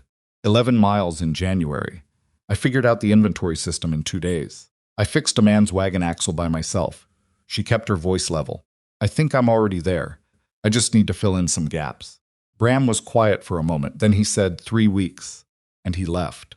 Miriam appeared from the back 15 seconds later, which meant she'd been listening, which Elspeth had more or less assumed. Bram Alderidge teaching somebody something voluntarily, Miriam said. That's new, is it? He's not unfriendly, Miriam said. He's just private. Doesn't usually offer. She glanced at Elspeth. He offered when he came through in October. Said to watch for you. Elspeth thought about that. The timeline of it, Bram coming through in October, telling Miriam to expect someone, riding away. And then coming back 3 miles into a blizzard because he couldn't make himself not. Why did he do that, she said. Not to Miriam exactly. More to the question itself. You'd have to ask him, Miriam said. But if you want my opinion, she picked up a crate and carried it to the shelf. Some people see a situation that isn't right, and they note it and move on, and that's that. And some people see it, and they can't get it out of their head because it's stuck in the part of them that knows what right looks like. She stacked cans with the efficiency of someone who'd done it 10,000 times. Bram's always been the second kind. It's made his life complicated. Elspeth thought about the knife he'd been sharpening on the night of the blizzard, the knife that didn't need sharpening. The 3-mile walk into a storm without a coat. Mine too, she said quietly. That kind of person makes lives complicated. Miriam glanced at her. Something in the older woman's face was approving without making a performance of it. Yes, she said, but they're also the kind worth knowing. The weeks passed. Elspeth learned Red Hollow. She learned the rhythms of the trading post, which days were busy, which travelers came through regularly, who to extend credit to, and who to ask for payment up front without being rude about it. She learned Miriam's systems and then, carefully, began suggesting improvements to 2 of them, which Miriam considered and then adopted, which told Elspeth something about the kind of employer Miriam was. She learned the names of the people in the settlement. The blacksmith, whose name was Ord, a short and powerful man who'd lost 2 fingers on his left hand to a forge accident years back and who made up for the gap in his grip with a ferocity of concentration that Elspeth found admirable. The woman with the basket who crossed the yard every morning, whose name was Cecily Pruitt, who ran the small school 2 days a week and who looked at Elspeth with a curiosity she eventually expressed directly. You're Dorothea Vale's girl, aren't you? I heard she never let you come to school. No, Elspeth said. She taught me at home. Can you read? Yes. Figures well enough, Cecily Pruitt nodded slowly. You know more than you think you do, she said, and less than you'll need. Come to school on Thursdays if you want. I can help with the gaps. Elspeth went on Thursdays. She was the oldest student by 12 years, a fact that the children found somewhere between fascinating and suspicious, and eventually forgot about as she became a fixture. She was learning. She was learning at a pace that surprised even herself, because it turned out that a mind that had spent a decade locked in a shed with nothing to do, but think was very ready to be given things to think about. And then, 4 weeks into her time at Red Hollow, the letter came. It was delivered by a man named Orton, who carried mail on the circuit between the eastern settlements. He handed Miriam a packet of things and rode on, and Miriam sorted through the packet and held one envelope up. Elspeth, she said. Elspeth took the envelope. Her name was on the front in handwriting. She recognized the careful, deliberate penmanship of a woman who'd learned it as a child and used it rarely. She stood in the middle of the trading post floor and opened it. The letter was 1 page. Dense, small handwriting, every line straight, despite the absence of lines on the paper, because Dorothea Vale did everything precisely or not at all. Elspeth read it 3 times. The first time for the words. The second time for what was behind the words. The third time for what was absent. Miriam was watching her from across the room, not intruding, just present. She wants me to come back, Elspeth said. That what she says? Not in those words. She looked at the page. She says the winter is hard to manage alone. She says the north fence needs work again. She scanned. She says she's thought about what I said, and she understands that I'm upset, but family is family, home is home. She stopped. Does she say she's sorry? Miriam asked. Elspeth looked at the letter for a long moment. She says she did what she thought was right. That's not the same thing. No, Elspeth said, it isn't. She folded the letter and held it for a moment, and then she went to the stove and lifted the iron door and put the letter in. Miriam watched her do it. I'm not going back, Elspeth said. It didn't feel like a declaration. It felt like a simple, true statement, the kind that don't need volume to carry weight. She's your mother, Miriam said, carefully, without judgment in it. She is, and I love her, and I'm not going back. Elspeth looked at the fire through the stove grate. I spent 3 years after I understood what she was doing, trying to find a way to make it not be true. trying to find the angle where the lock on the outside was actually protection. I never found it. She looked up. I'm not going to find it now. Miriam was quiet for a moment. Then she said, all right. 2 words. No argument, no counsel, no attempt to complicate it. Just all right. Elspeth realized she'd been braced for the complication, and the absence of it hit her almost as hard as the letter had. She wrote back to Dorothea that evening, sitting at the small table in her room, with the stove going and the lamplight steadier than anything she'd ever written by in the shed. She told her mother she was well, that she was working and safe and learning things, that the north fence could be repaired if she hired one of the Garnet Creek men for a day's work she named. 2 she'd heard were reliable, that she hoped the winter wasn't too brutal. She did not say she was coming back. She did not say she wasn't. She said, I hope you're all right, because that was the truest version of what she felt, stripped of everything else. She was partway through the letter when Bram arrived. She heard his horse in the yard. She was getting better at recognizing his particular horse, which she wasn't sure what to make of, and she heard him talking briefly with Ord about something involving a broken stirrup iron, and she heard Miriam's voice from the kitchen, and then she heard his boots on the trading post floor, and then a knock at her door. 3 weeks, he said through the door. You're 2 days early, she said. Weather held better than expected. A pause. You ready tomorrow morning? She thought about the letter on the table, about her mother's small, precise handwriting, about the shed and the lock and the cold that had almost finished what Dorothea had started without meaning to. Yes, she said. They went out to the flat ground behind the livery at first light. Bram had brought 2 rifles, as promised his own, and a shorter one he'd borrowed from Ord. He showed her how to load it, properly, not the proximate way she'd handled her mother's rifle, but correctly the positioning, the sequence, how to keep the powder dry in wet weather. He showed her how to hold it, and she'd been holding it almost right, which he noted without making a thing of it. He set up targets, old tin cans on a fence rail, 20 yards, then 30. She missed the first 4 shots. Pulled to the right each time, which he told her was a flinch habit, the body anticipating the recoil and trying to get ahead of it. You're shooting before you're shooting, he said. Wait for the shot. Let it surprise you. How does a shot surprise you if you're pulling the trigger? That's the trick, he said. Let your finger do it. Keep your mind in a different place. She tried it. She thought about the fence line, the mountain, the smell of the bread in Miriam's kitchen. She hit the can. There it is, Bram said. She hit the next one. Missed the one after that. Hit the 2 after that. Better, he said. I'm still inconsistent. Everybody is starting out. You'll get it. He wasn't effusive about it, no excessive praise. Just the plain statement of a man who'd watched enough people learn things to know what progress looked like. They worked for 2 hours. By the end, she was hitting 7 out of 10 at 30 yards, which Bram said was better than some men who'd been shooting for a year. Don't get overconfident about that, he added. Why would I? She said. 7 out of 10 means 3 missed, in a real situation that could matter. He looked at her. Yeah, he said. Exactly. They walked back toward the trading post. The morning had cleared into one of those February days that were still cold, but had a quality of light that suggested, distantly, that the world knew spring was somewhere in the future. My mother wrote, Elspeth said. He didn't react with surprise.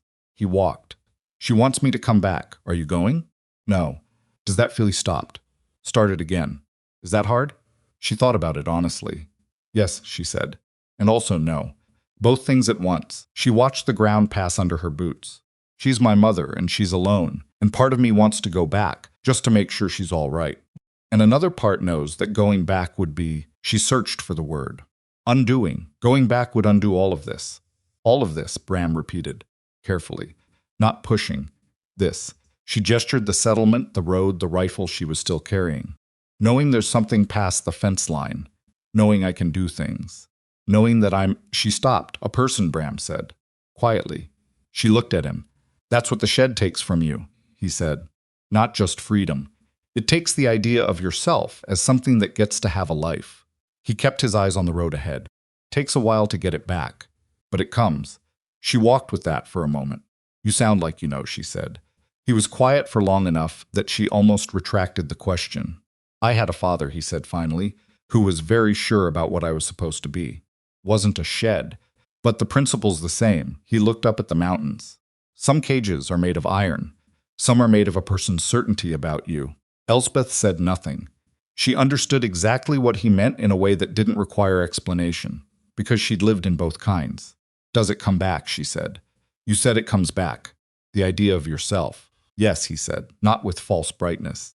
Just factually. Slower than you want, but it comes. They reached the trading post. Miriam was at the door. Breakfast is cold, she said. Been waiting 20 minutes. Sorry, Elspeth said. No, you're not, Miriam said. Was she any good? This last to Bram. Better than average, Bram said. High praise from you, Miriam said. Means she was probably excellent. She held the door open. Come eat. They went in out of the cold. Elspeth hung the borrowed rifle on its peg by the door. She looked at her hands, the roughness of them, the calluses from years of work, the small scar on her right palm from a fence wire years back. Hands that could split wood and fix wagon axles and now hit a tin can at 30 yards 7 times out of 10. Hands that had spent a decade pressed against the walls of a shed. She flexed them once. Then she followed Bram and Miriam into the warmth of the kitchen and sat down at the table, and for the first time in as long as she could remember, the table she was sitting at felt like it was hers to sit at, not borrowed, not earned for the morning through compliance, just hers. She picked up a fork. She ate breakfast. Spring came to the Montana Territory the way it always did, not all at once, but by argument. A few warm days followed by a cold snap that reminded everyone the season wasn't settled yet. Then more warmth. Then another cold snap with less conviction behind it, until finally the snow started pulling back from the south-facing slopes, and the creek ran fast and brown with melt, and the mud was everywhere and absolute. Elspeth had been at Red Hollow for 3 months by the time the first real thaw came. She marked it, not by the calendar but by the change in traffic through the trading post, the winter's slow trickle of necessity-driven travelers giving way to the first wave of people moving because they wanted to, rather than because they had to. Families pushing west, prospectors heading toward the high country, men with surveying equipment, and the particular purposeful squint of people who were measuring something for a reason they didn't always volunteer. She'd learned to read travelers, the way she'd learned to read everything else at Red Hollow, by watching without being obvious about it, by listening to what people said and what they didn't say, by noticing the gap between the two. Miriam had taught her that, or rather Miriam had given her a context in which to develop what was already there. Elspeth had spent 21 years reading her mother the difference between a silence that meant Dorothea was thinking and a silence that meant trouble was coming, the exact quality of stillness that preceded the padlock, the way her mother's shoulders sat when the day had gone badly. She'd become expert at reading one person with extraordinary precision. Red Hollow was teaching her to generalize the skill. She was good at the trading post counter.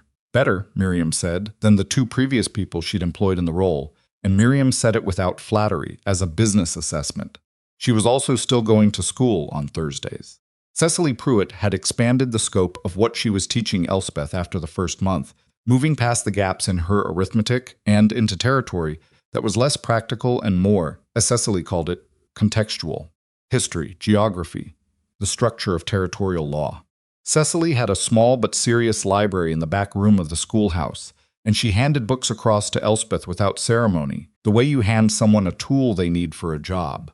You should know how things work, Cecily said one Thursday, setting a volume on territorial property law on the desk between them, not just how they seem to work.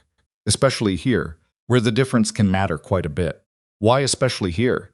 Because this is new country, Cecily said. Laws are thin. People fill the gaps with whatever they can get away with. Knowing the law, exactly the actual law, not what someone tells you the law is how you protect yourself from the gap fillers. Elspeth had read the book in 4 days and come back with questions that took Cecily most of a Thursday to answer. Bram came through Red Hollow every 2 to 3 weeks, regular as the mail. He resupplied, talked to Miriam, and spent an hour or 2 with Elspeth, doing what had become their standard routine shooting practices in the morning if the weather allowed, and then walking, and then talking about things in the direct, no-ceremony way they'd developed. He was teaching her other things now, tracking how to read what an animal's passage left behind, the compression of grass, the way disturbed snow told a story if you knew how to read the chapters, navigation by terrain and sky, the behavior of weather in mountain country, how to read what was coming from what was already here. She absorbed everything, completely, without waste, asking exactly the questions that would get her to the next level of understanding. He noticed that. He didn't comment on it directly, but she caught him watching her sometimes with an expression she'd taken a while to identify, and what she'd eventually identified it as was respect. Not the performed kind, not the kind that comes with its own announcement. The quiet kind, which is the only kind worth having. Their conversations had begun to range further from the practical. "What did you want?" she asked him. One morning in March, both of them standing at the fence rail with their breathmaking clouds in the thin spring cold. Before the mountains, before trapping. "What did you think your life was going to look like?" He was quiet for a moment, not uncomfortable, just taking the question seriously. "I wanted to be useful," he said.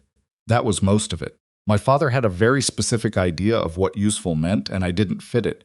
So I went looking for a context where my version of it worked, and the mountains were that."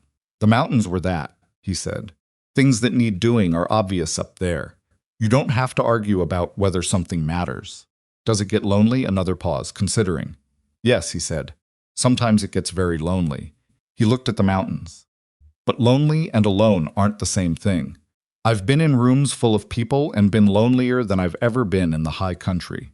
Elspeth thought about the shed, about all those hours that had been both alone and the loneliest she'd ever been, because the person who locked the door was 20 yards away. "I know what you mean," she said. He looked at her. That quiet look. "I know you do," he said. There was a moment between them, then not uncomfortable, not charged with anything she didn't want, just present and real, and acknowledged on both sides, without either of them making a point of acknowledging it. She looked back at the targets. "Again," she said. "Again," he said. The trouble with Dorothea started in April. It didn't arrive as a dramatic confrontation. It arrived as a man named Hale Pruitt, no relation to Cecily, who came into the trading post on a Wednesday afternoon and asked for Elspeth Vale by name. He was a narrow man in his 50s, with the look of someone who worked in an office and knew it, well-dressed for the territory, with a leather satchel that had the institutional quality of official documentation about it. Elspeth came out from the back where she'd been doing inventory. "Miss Vale," he said. "My name is Hale Pruitt. I represent your mother, Dorothea Vale, in a matter concerning your welfare." Elspeth looked at him. "My welfare. Your mother has been in contact with the Territorial Marshal's office," Pruitt said. He opened the satchel and produced a document. "She has filed a petition asserting that you are under the age of majority, that you left the family homestead without her consent, and that you may be being held here against your will or under coercive circumstances." The room was quiet. Miriam had come in from the kitchen. Ord had stopped in the doorway from outside. Elspeth kept her voice level. "I'm 21 years old. Your mother's petition states you are 19. My mother's petition is incorrect. Do you have documentation of your date of birth?" She didn't. There was no documentation of her date of birth. That she had access to birth records, whatever existed, would be at the homestead. With Dorothea. She understood, looking at Pruitt's document, that this was not an accident. "My mother knows my age," Elspeth said. "She was there." "Be that as it may," Pruitt said, with the practiced patience of a man who had deployed that phrase many times, "the petition has been filed, and I've been sent to make an inquiry into your circumstances and determine whether." "I am here voluntarily," Elspeth said. "I am employed, I am housed, I am paid. I left the homestead of my own accord. I am not being held anywhere. I'd need to speak with the proprietor of this establishment." "That's me," Miriam said from across the room. Her voice had the particular quality of someone whose patience was present but had a defined limit. "Miriam Caskey. I own this building. Elspeth Vale has worked here for 3 months. She came to me on her own. She stays on her own, and she can leave any time she wants. She hasn't wanted to." Pruitt wrote something in a small notebook. "Is there anything here preventing you from leaving?" he asked Elspeth directly. "No," she said. "Is there anything preventing me from staying?" He looked up from the notebook. "The petition," he began. "The petition asserts I'm 19, Elspeth said. "I'm 21. The law in this territory holds majority at 18. Even if my mother's claim about my age were accurate, which it isn't, I would still be of age." She held Pruitt's eyes steadily.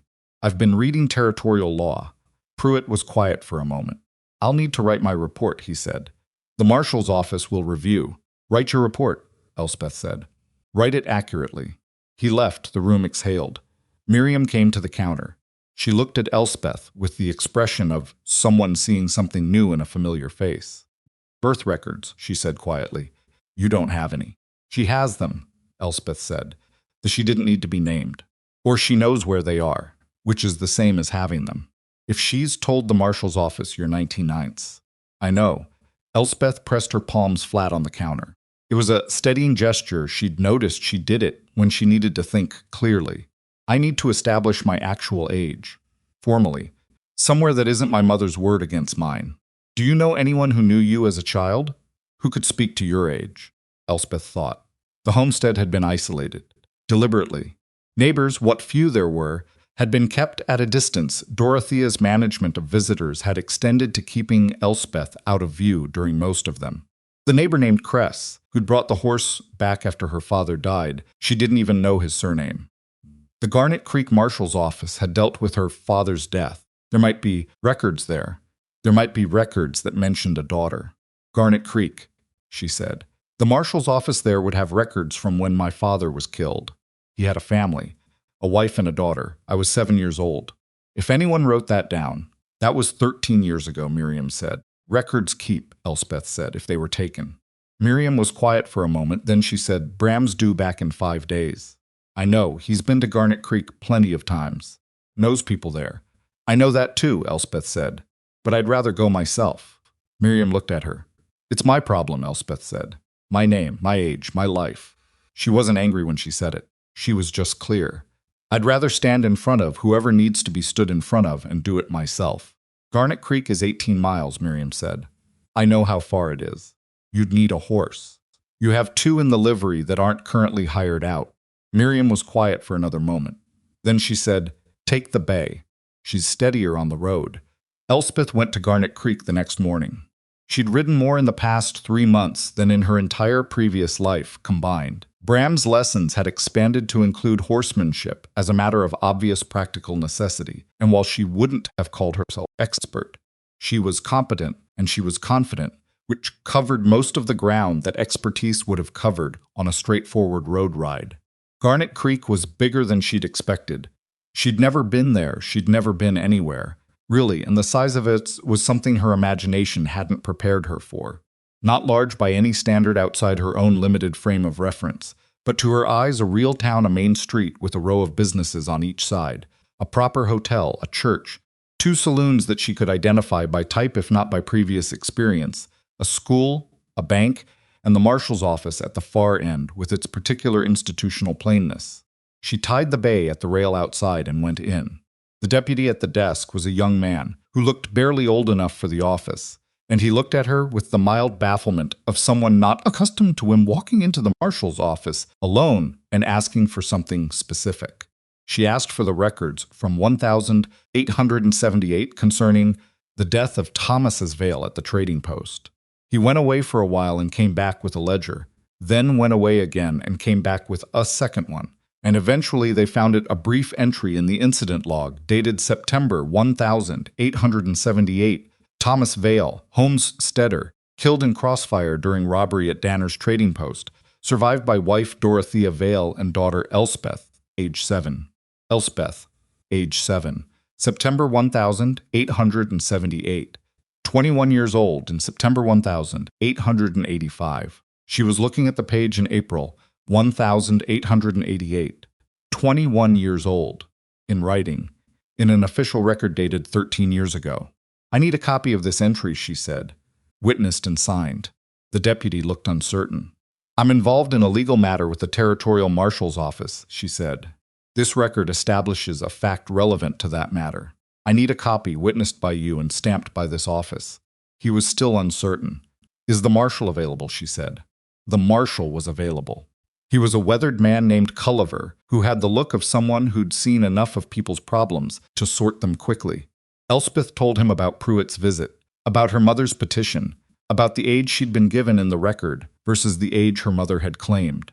Culliver read the ledger entry. He read the description of Pruitt's document that Elspeth gave him from memory. She'd looked at it carefully. She said you were 19, Culliver said. She knows I'm 21, Elspeth said. She's been my mother for 21 years. Why would she? Because 19 puts me under her authority, and 21 doesn't, Elspeth said. And my mother is someone who has put considerable effort into maintaining authority over me. She told him about the shed. She told him plainly and without drama, the way you describe something that happened, not the way you describe something you want sympathy for. The padlock, the winters, the blizzard and the hypothermia and Bram's axe through the frame. Culliver listened. He didn't interrupt. His face did several things while she talked, none of them indifference. When she finished, he was quiet for a moment. You got a witness to what you're describing, he said. The locked shed situation, the blizzard. Bram Alderidge, she said. He's the one who broke the door. He's known in this territory. He comes through Garnet Creek regularly. Culliver nodded slowly. He knew the name. He does. And Miriam Caskey at Red Hollow can speak to my conduct since I arrived. 3 months of working, living freely, coming and going as I please. She looked at Culliver steadily. I'm not a runaway child. I'm an adult woman who left a situation that was hurting her. My mother doesn't want that to be true, but it is. Culliver looked at the ledger. At her. Back at the ledger. I'll write up this record, he said. Certified copy, Marshal's seal. You take that to whoever's reviewing your mother's petition. He paused. And I'll be looking into the matter of the confinement. That's not something this office can ignore, if what you're describing is accurate. It's accurate, Elspeth said. I'll need to speak with Alderidge. He'll be at Red Hollow in 4 days. Culliver nodded. He stood up, which Elspeth understood as the signal that the meeting was complete, and extended his hand across the desk, which she shook without hesitation, because she'd been watching how people did it for 3 months, and she knew how. You handled yourself well in here, he said. You came in with your facts straight. I had time to think on the ride over, she said. He almost smiled. 18 miles is good thinking time. She rode back to Red Hollow with the certified copy in her coat, against her chest, next to the dollar coin she still carried. She told Miriam what she'd found and what Culliver had said. Miriam listened with the attentive economy of someone who doesn't need things repeated. He'll look into the confinement, Miriam said. Yes. That means official attention on your mother. Yes, Elspeth said. I know. She'd thought about that on the ride back, too. The 17 miles back had been harder than the 18 going. Not because of the road, but because of what was at the end of her thinking. Dorothea was going to face consequences. Real ones, official ones, the kind that came with a marshal's seal, and couldn't be turned back with a rifle. She didn't feel triumphant about it. She'd expected maybe the vindication of it, someone outside finally confirming that what had happened was wrong. But what she actually felt was more complicated and less satisfying, because Dorothea was still her mother, and the image of her mother sitting alone in that cabin, with an official inquiry bearing down on her, was not an image Elspeth could feel clean about, no matter how clearly she saw the reason for it. She was still working through that when Bram arrived. He came through 3 days later, not 4. The trail had been clear, and he came in off the road to find Elspeth behind the counter and Miriam at the kitchen door, and a quality to the room that told him something had happened. She told him about Pruett, about Garnet Creek, about what she'd found in the records, and what she'd told Culliver. He listened with his arms on the counter and his eyes on her face, and he didn't interrupt. When she finished, he said, Culliver's solid. If he says he'll look into it, he will. He'll want to talk to you. I'll go to Garnet Creek tomorrow. She nodded. There was a pause. How are you doing, he said. It was a simple question, but he asked it directly, and the directness of it landed different from the casual use of the same words, because he meant it as an actual inquiry. I don't know, she said honestly. It feels right, and it feels terrible at the same time. Both of those things are true. Yeah, he said. That's usually how it goes when something needed to happen, but you didn't want to be the one who made it happen. I didn't want, she stopped, started again. I didn't want it to go this way. I just wanted to leave, to build something. I didn't want it to turn into, she gestured at the space between them, which stood for all of it. The petition, the records, the marshal's office, whatever came next for Dorothea. Your mother made it this way, Bram said, when she lied to the marshal's office about your age. That was her choice. I know. She didn't leave you a cleaner option. I know that too. Elspeth pressed her palms on the counter. The steadying gesture. It doesn't make it easier. No, Bram said. It doesn't. He went to Garnet Creek the next day and spoke with Culliver for 2 hours, according to what Culliver told Elspeth later in a letter. He gave his account of the blizzard, the shed, the padlock, Dorothea's rifle. He described what he'd seen on the day he'd stopped for salt, the state of the yard, Elspeth's demeanor, the specific quality of the padlock and its placement. He spoke to it as a witness who had seen something and was willing to say so plainly. The territorial marshal's review of Dorothea's petition concluded 6 weeks later. The petition was dismissed. Elspeth Vale was confirmed as an adult of 21 years, residing voluntarily at Red Hollow Trading Station under no duress. Her mother's claim of age was noted as inaccurate, and a separate inquiry was opened into the conditions of confinement at the Vale homestead. The letter from the marshal's office arrived on a Tuesday. Elspeth read it at the trading post counter and then set it down and stood there for a moment, her hands flat on the wood. Miriam came and read it over her shoulder. "It's over," Miriam said. "Part of it," Elspeth said. "The other part took another month to resolve." 2 men from the marshal's office rode out to the homestead and interviewed Dorothea. They examined the shed.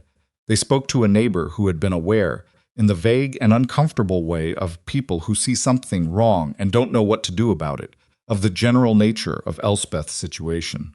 The result was not a trial. The result was an order Dorothea Vale was required to vacate the homestead, which would be held in trust pending further review, and to take up residence with relatives in Red Hollow under supervision. She had kin there, it turned out a cousin and the cousin's husband, who ran the smithing operation down the street from Miriam's. Elspeth hadn't known about them. Dorothea had never mentioned them, which said something about the comprehensiveness with which she'd managed Elspeth's picture of the world. The relatives were decent people. They agreed without argument, which told Elspeth they'd known more about the homestead situation than they'd let on, and that the agreement was its own kind of admission.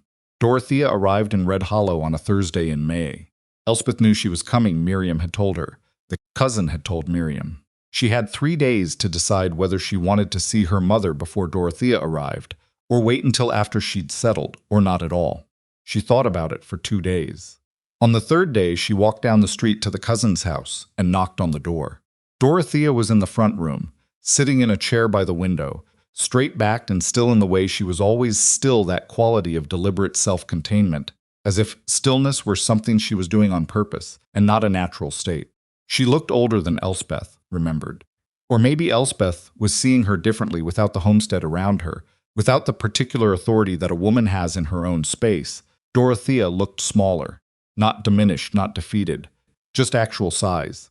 The actual size of her, without the amplification that fear had given her for so many years. They looked at each other. "You did this," Dorothea said. Her voice was flat. Not an accusation exactly, more like a simple assignment of causality.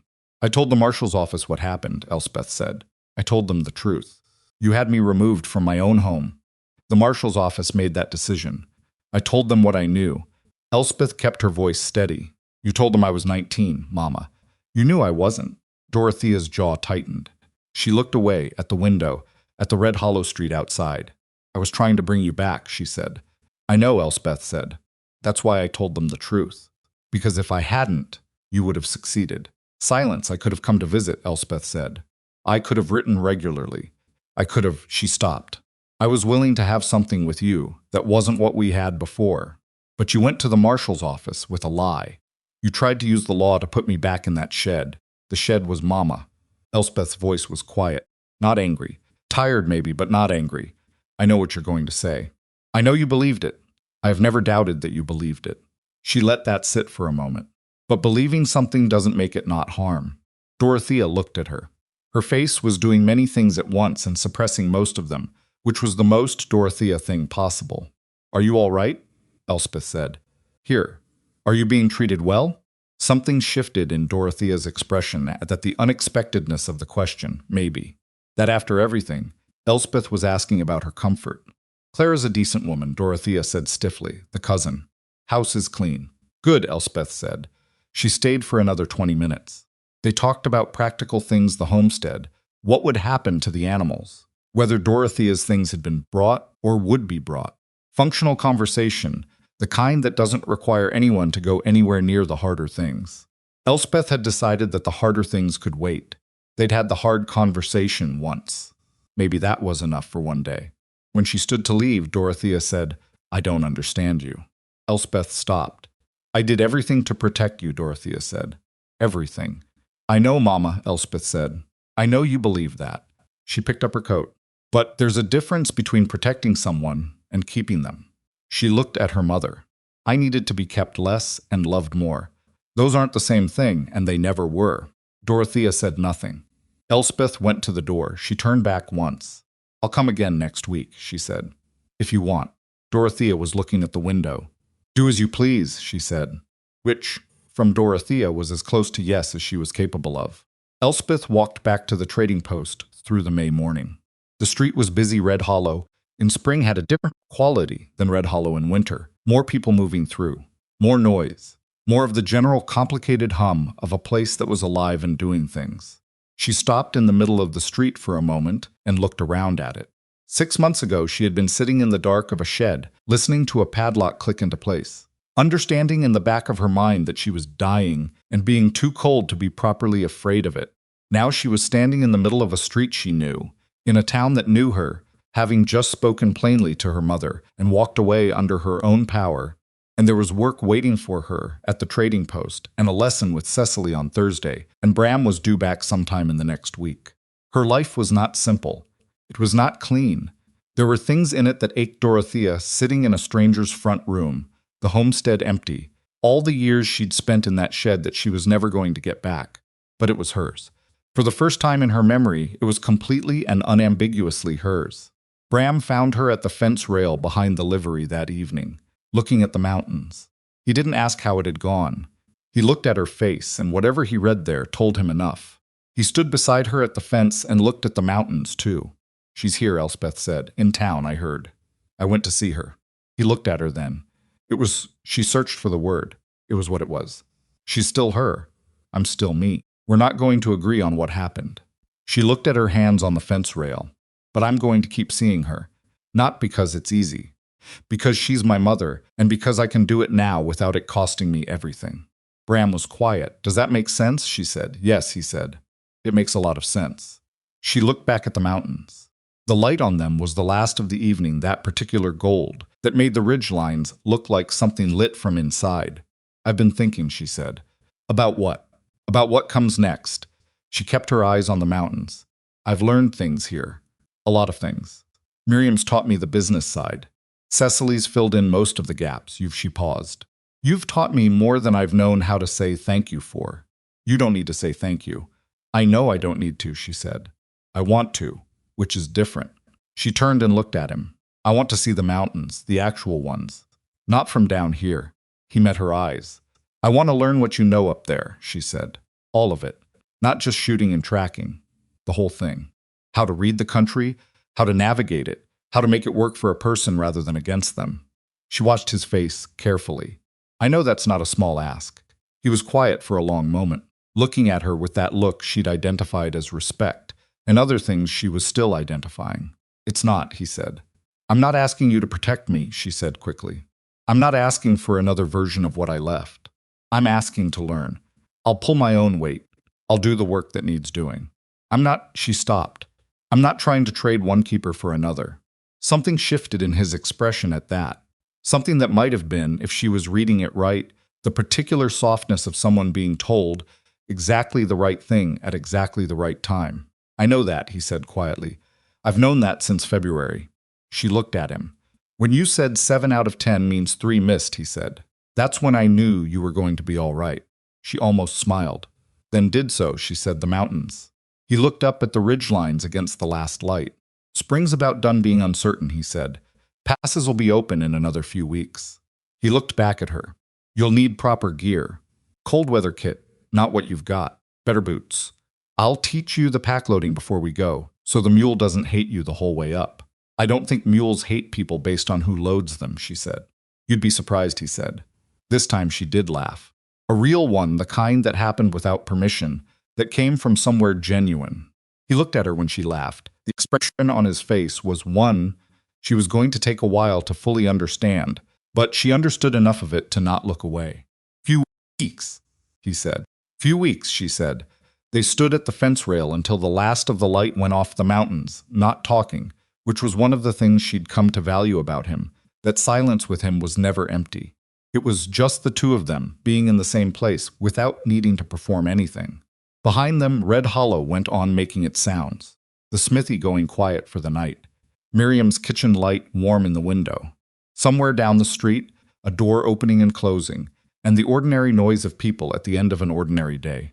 Elspeth listened to it, then she pushed off the fence rail and went back to work. The passes opened in late May, earlier than Bram had expected, and 3 weeks after their conversation at the fence rail, Elspeth loaded a mule for the first time under his instruction and got it mostly right on the second attempt.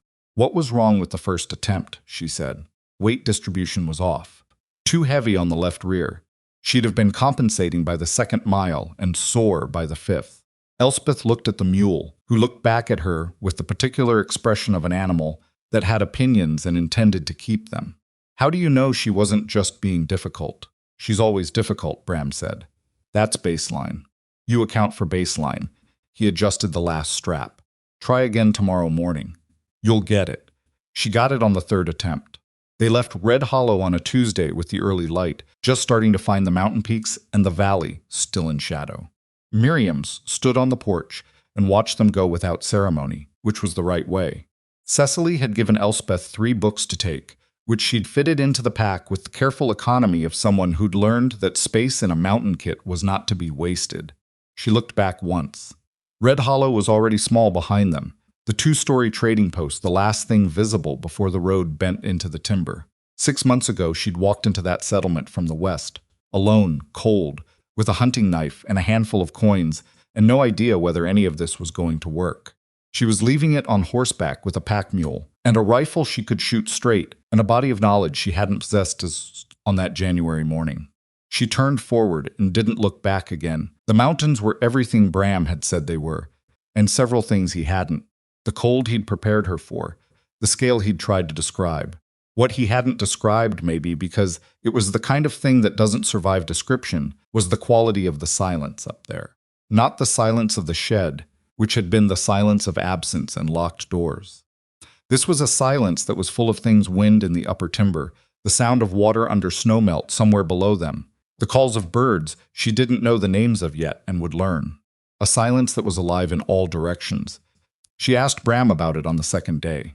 I didn't tell you about the silence, he said, because I knew it'd either mean something to you or it wouldn't, and you'd know which the first time you sat in it. Which did you think it would be? He looked at her for a moment. I had a pretty good idea. She slept better in the mountains than she'd slept anywhere, which made no obvious sense. The ground was hard and the cold was real, and there was no locked door between her and the dark. She'd thought the open might feel threatening, the absence of walls. Instead, it felt like the first honest situation she'd ever slept in. The cold was real. The distance was real. The morning would be what it was going to be, regardless of what she did about it overnight. There were no pretenses up here. She found she was very comfortable with that. They worked the trap lines through June and July. Bram taught and she learned, and she was competent quickly and genuinely skilled within 2 months, not because she was exceptional, but because she paid attention in a way that stuck. She made mistakes, and she made them once each. She got a rope wrong, and nearly lost a pack load down a ravine and fixed the rope and never got it wrong again. She misjudged a creek crossing and came out wet to the hip and cold, and handled it correctly, stripped the wet things, got into dry ones, kept moving without being told. Bram watched her handle it and said, "You'll be all right up here." "I know," she said. He looked at her, not arrogance. "Just you know." "I know," she said again, differently this time, and he understood she was acknowledging the distinction rather than insisting on the point. Something between them had been developing since the first night in the trapper's cabin, through the fence rail at Red Hollow, through the months of short conversations that were longer in what they didn't say than in what they did. Up here, with the pretense-stripping quality of the mountain country all around them, it became harder to leave those unsaid things permanently unspoken. It was Elspeth who said it first. They were making camp one evening in early August, the high summer light still sitting on the ridgelines, even at what should have been dusk. And she was building the fire, and Bram was dealing with the horses. And they'd been in companionable silence for an hour, and she said, without looking up from the fire, "I think I love you." He stopped. She looked up then. "I'm saying it plainly because I don't know another way to say it, and I don't want to spend 6 months being indirect about it." She kept her voice level. "You don't have to. I'm not asking you for anything. I just think you should know." He stood there holding the horse's lead rope and looking at her across the fire. "Elspeth," he said. "You don't have to say it back," she said. "I mean that." "I know you mean it," he said. That's one of the things. He set the lead rope down carefully, which was the careful movement habit she'd learned to recognize as him giving himself a moment to do something right. He came around the fire and crouched across from her in the way that put them at the same level. "I've been careful," he said, "about this. Because your situation when I met you." He stopped. "Tried again. I didn't want to be another version of the thing you were leaving. Someone who decided what you needed before you knew." "You haven't been," she said. "I know, but I had to be sure I wasn't." He looked at her steadily. "I've loved you since February. Since 7 out of 10 means 3 missed." He said it the same way she had plainly, without dressing it up. "I was waiting until I was sure you knew yourself well enough that whatever you felt toward me was coming from who you actually are, and not from gratitude, or relief, or just because I was the first person who treated me like a person," she said. "Yes." She looked at him across the fire, at the face she'd been reading for 8 months, getting better at it all the time. "I know the difference," she said, "between owing someone something and loving them. I know what both feel like now." She held his eyes. "This isn't owing." He reached across and took her hand. It wasn't dramatic. It was just two people who'd been careful with each other for a long time arriving, finally, at the place they'd been moving toward, and recognizing it for what it was. The fire settled between them, and the mountain held its enormous patient silence all around, and neither of them felt the need to say anything more for a while. They came down from the mountains in late September with a season's worth of pelts, and the kind of ease with each other that only comes from months of shared hard work in honest country. They resupplied at Red Hollow. Miriam took one look at them and said nothing, but the look on her face said everything, and then they rode back up because the season wasn't done. Elspeth visited Dorothea when they came through Red Hollow. She'd been doing it every time they passed through, which was not every week, but was regular. These visits had developed their own particular rhythm, practical conversation, careful silences, occasional moments of something more real underneath. Dorothea was not transformed. She didn't become a different woman. But she was different in the specific way that someone is different when they have had the structures of their certainty removed and have been forced to exist without them for a sustained period. Smaller in some ways, more actual. She asked questions about the mountains. Not with warmth, exactly, but with a curiosity that had no agenda behind it, which was as close to warmth as Dorothea could reliably get. "Is it safe?" she said one afternoon. "No," Elspeth said. "Not entirely. But I know how to manage most of it now." Dorothea looked at her hands in her lap. "Your father would have liked knowing you could do that," she said. It came out quietly and cost her something to say, and Elspeth knew it. "I think so too," Elspeth said. They sat with that.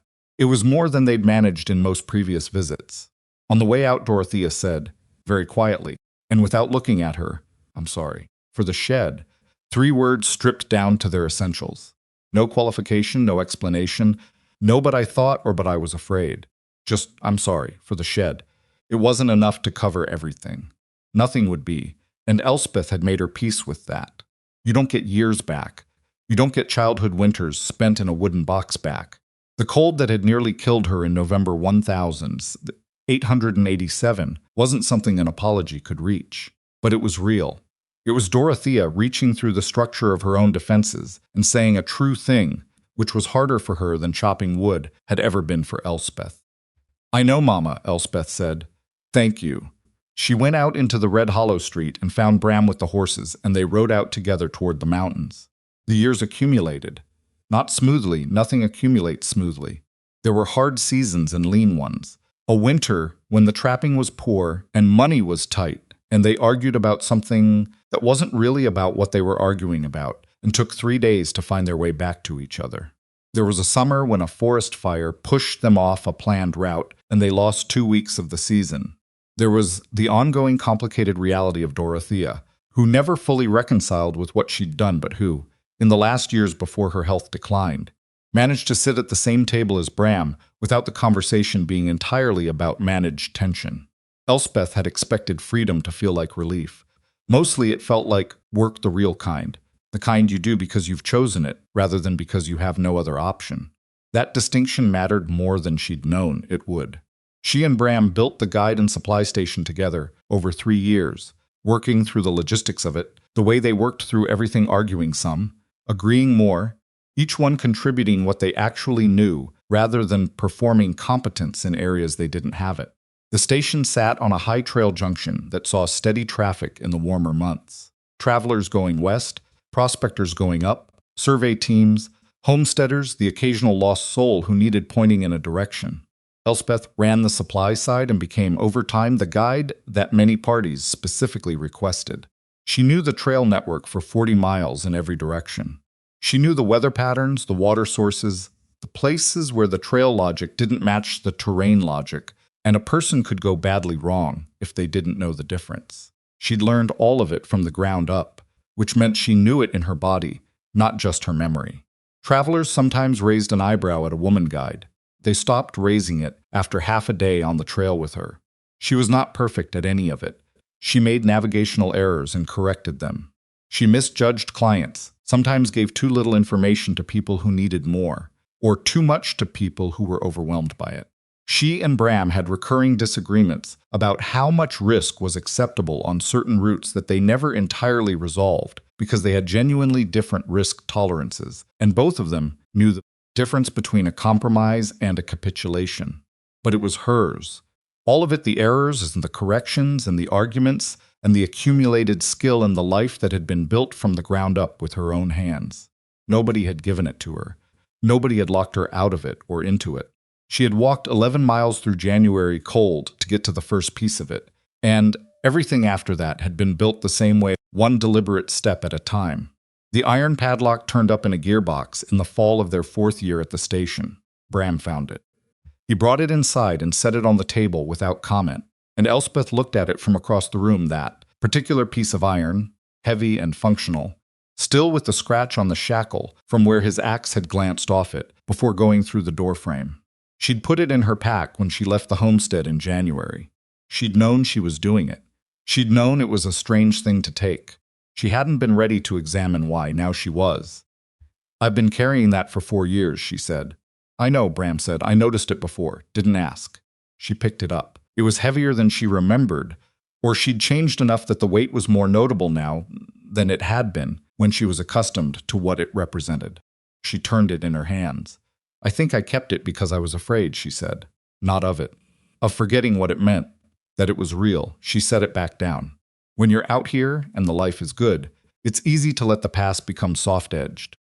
Easy to let what happened become a story you tell, rather than something that was your actual life."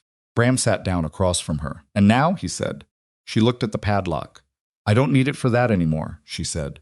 "I know it was real. I'm not going to forget." She paused. "But I don't want it in my gearbox." "What do you want to do with it?" She looked at the forge they kept behind the station for metalwork, shoeing horses, fixing hardware, the practical ironwork of a working mountain operation. "I want you to melt it down," she said. "Make something else out of it." "What?" She thought about it. About what she wanted the metal to become, what object would mean the right thing, hold the right weight.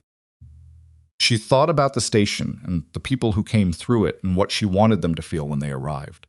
"A bell," she said, "for the front porch. So people coming up the trail know there's a place here." Bram looked at her for a moment. Then he picked up the padlock and turned it over in his hands the same way she had. "That's a good use for it," he said. He melted it down the next afternoon.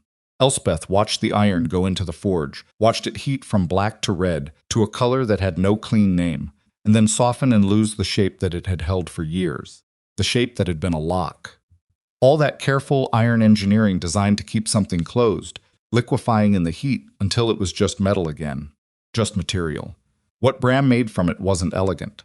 He was a competent metalworker, not a craftsman, and the bell had the honest roughness of something made by a person who knew function better than form. But it hung, and it rang. And when the mountain wind came up the trail the way it did every afternoon, it made a clear sound that carried. The first time Elspeth heard it ring, she was standing on the porch sorting the supply inventory, and the sound stopped her hands. It rang the way a bell rings, open, uncomplicated, the kind of sound that travels outward in all directions and doesn't insist on anything. An announcement, not a command. "Here is a place. Come if you want to." She stood and listened to it for a long moment. Bram came out from inside and stood beside her. "Good sound," he said. "Yes," she said. She thought about the night she'd stopped shivering. The slow, cold erasure of herself in a locked shed while her mother slept 20 yards away. She thought about Bram's coat around her, and the 3-mile walk through a blizzard she hadn't been conscious for. She thought about 11 miles of January road, and Miriam's bread still warm from the oven, and a certified copy pressed to her chest next to $1 she'd earned herself.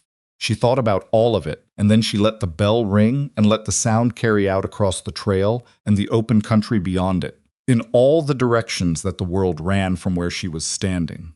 There was something she'd learned that she couldn't have put into words at 21, that she could put into words now only approximately, the way you can only approximately describe a color to someone who's never seen it.